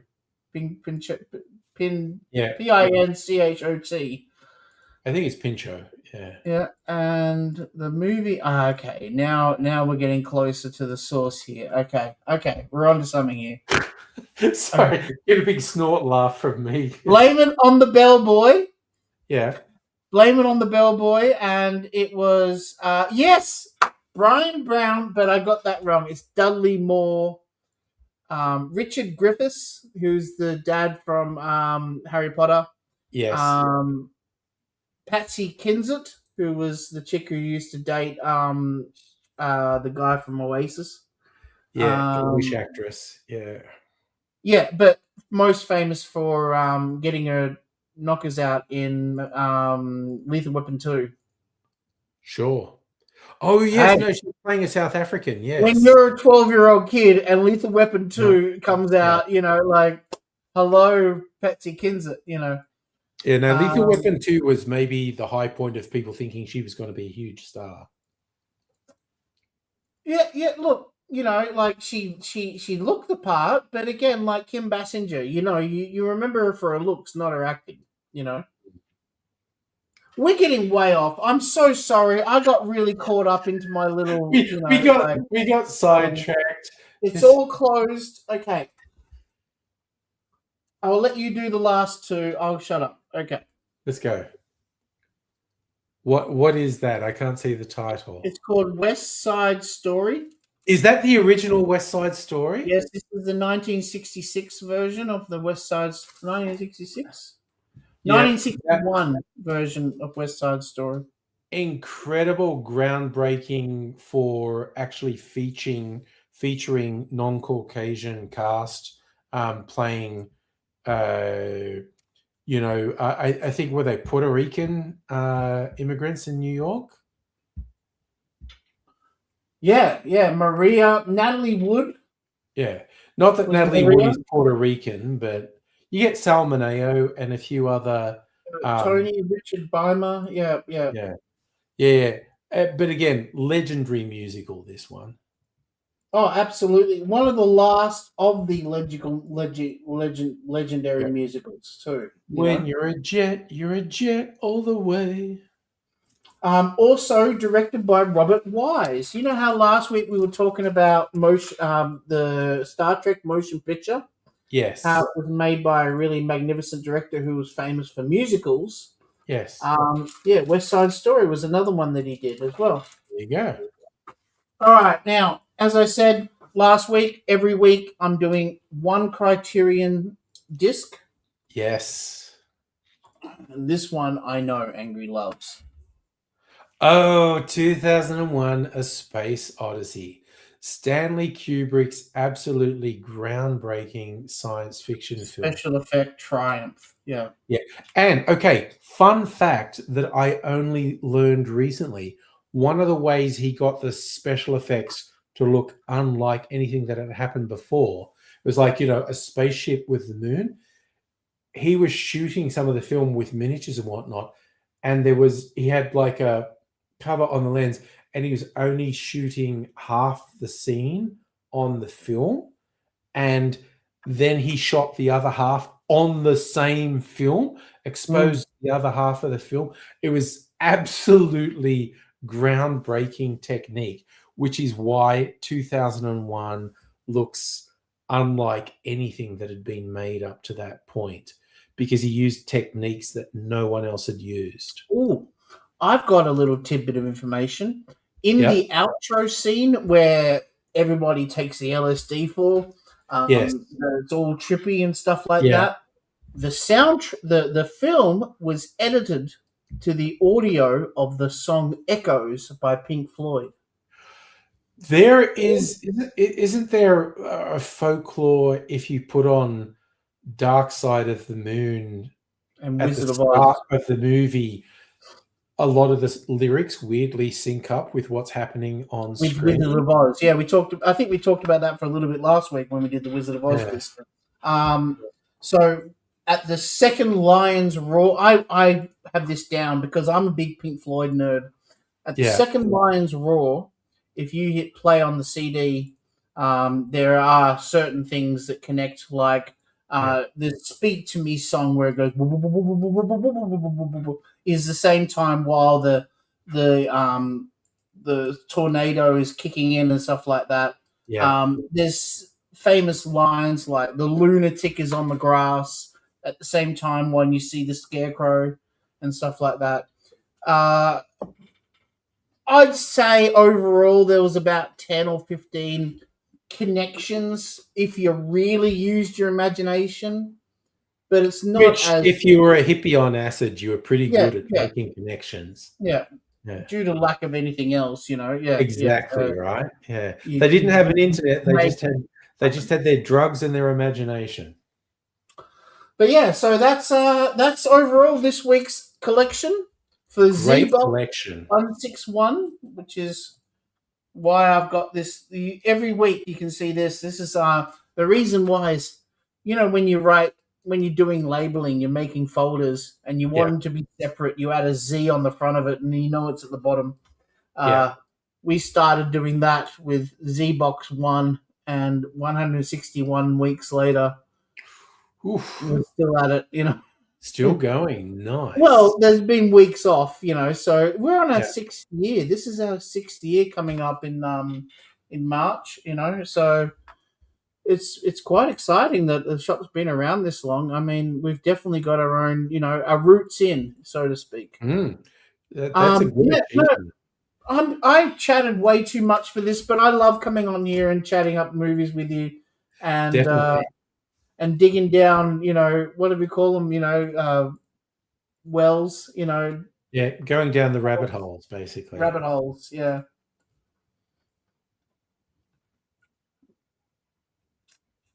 Yeah. No, fun time. Thank you again. Yeah. No problem. Always glad to be part of it. What are we at? 5 minutes over. That's not too bad, I guess. That's all right. All right. Sounds. So anyway, we'll catch you guys next week for the box 162. And thank you, Angry Aussie, again for coming on, listening to me talk over you about movies. Pleasure, Charlie, as always. But yeah, no, see you next week, mate. Bye. I noticed everyone stopped chatting in the comments half an Yeah, hour there's ago. no point. When you and I start on movies, that's it. Once Yeah. we started, yeah.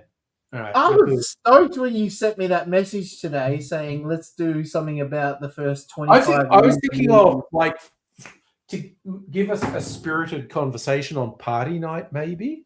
Yeah, I was thinking another night, yeah. Yeah, 25 greatest films of the first 25 years of the 21st century. And I was just thinking of, like, we go and just find some lists of best films of 2001 and pick, 2 or 3. Like we do a short list, and it's like 2 or 3 from each year, and then just go. It doesn't have to be one from every year. Like we might skip some years, and it might be 3 from one year. But I was thinking we go through the years and come progressive.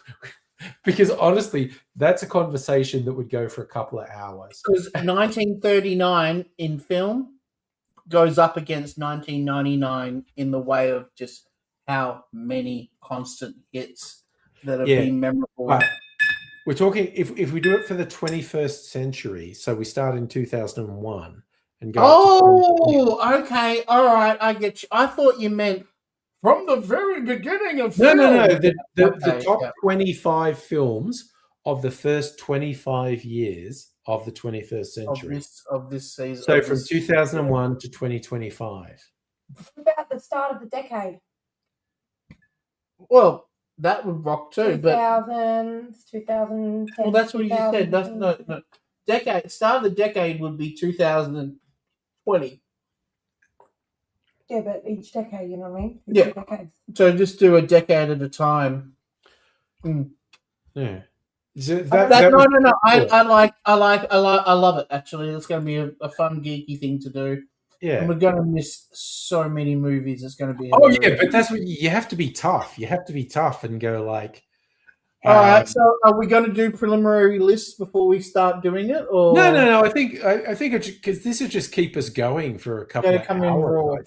Oh, mate, you and I could do that for fucking hours. Yeah, but we'll keep the chat up as well, and just have people throwing in. Like, if we go like, my thinking is each year we start with, like, just do a Google search of best films of 2001, and there's a big list, and we run through them, and we just go like, okay, some great films there.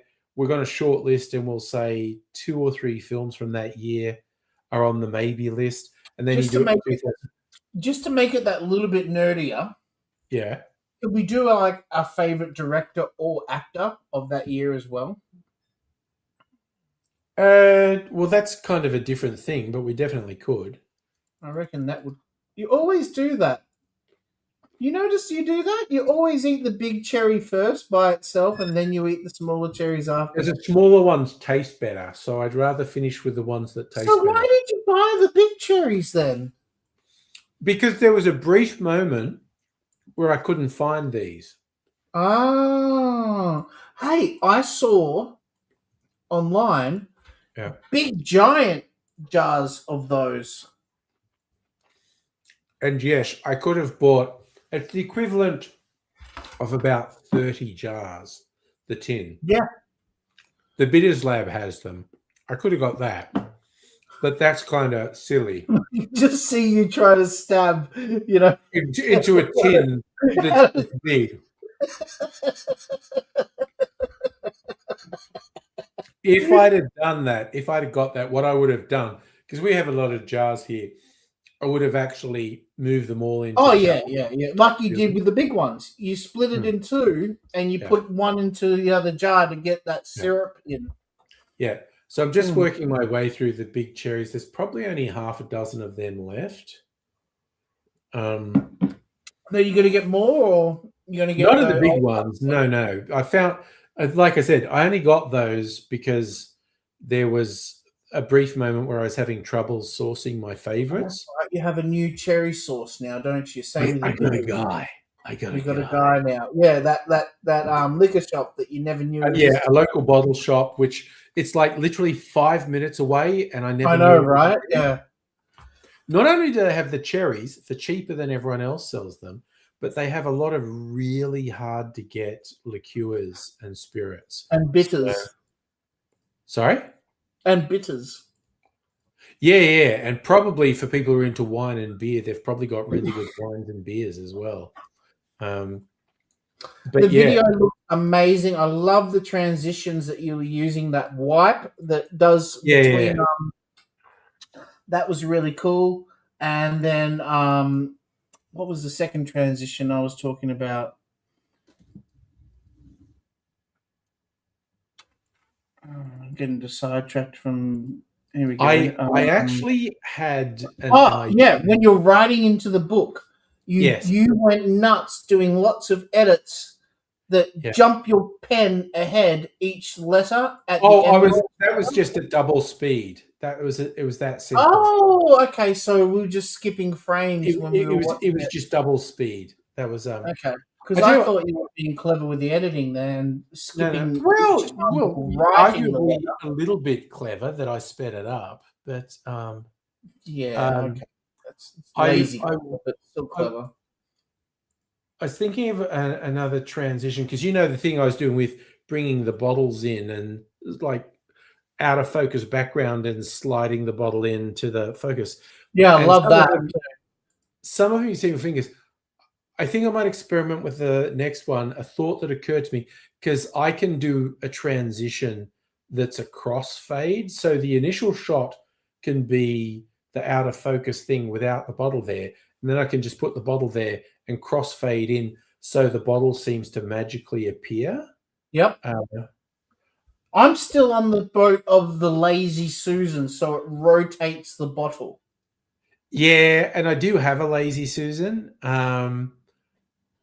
But can you? Okay, one time try it and then see what you think, just for the sake of experimentation. Because you love to experiment and do different things every time, right? Yeah, well, and I probably will experiment with that. And like I said, and also this other one, just a transition. So it's like the background and then a sort of ghostly fade in of the bottle. Oh yeah. Because I can do that it's quite easy. I love that it's really structured. Every video that you've done lately that's been scripted has so much more. How do I put it? It's so much easier to listen to. Yeah, it's more vibrant because I've put the thought into the script. And then I've put all the editing in. And it's got depth. There's more than just. It used to be like just a rock skimming the surface. It was stream of consciousness. Like, whoomp. So I'm loving it. I feel like you should have maybe explained what a Wisconsin was in the video instead of telling me afterwards, because there's people who are going to watch that and go, "What the fuck is a Wisconsin?" Yeah. There's also a lot of cocktail geeks that are going to be like, "Oh yeah, fuck Wisconsins," Yeah, And that the joke was not even saying what it was, just being exasperate, and that's performance. I don't really care Yeah. about the response and all You of that. did a little bit say, when you said put fruit in it. Yeah, yeah. So but- it's more for that bit's more for people who know, and so Yeah. it's like I'm too exasperated to go into details because I'm so affronted by it. But yeah, that was just a joke of like, ugh, it's just I don't want to talk about it. It's too upsetting to talk about. Well, I hope you enjoyed the movie chat there, Heine. I did. Oh no, And Heine, because Heine was here. Heine But there's just left a a few comment people here. They saying, just weren't I'm chatting. still here. Yeah. I'm Anyway, still here, El Whopper. I'm going to bed now. Hey, if I did next week a complete run of just kids films, would you be okay with that? Oh hell yeah, definitely. Like Sword in the Stone. Yeah.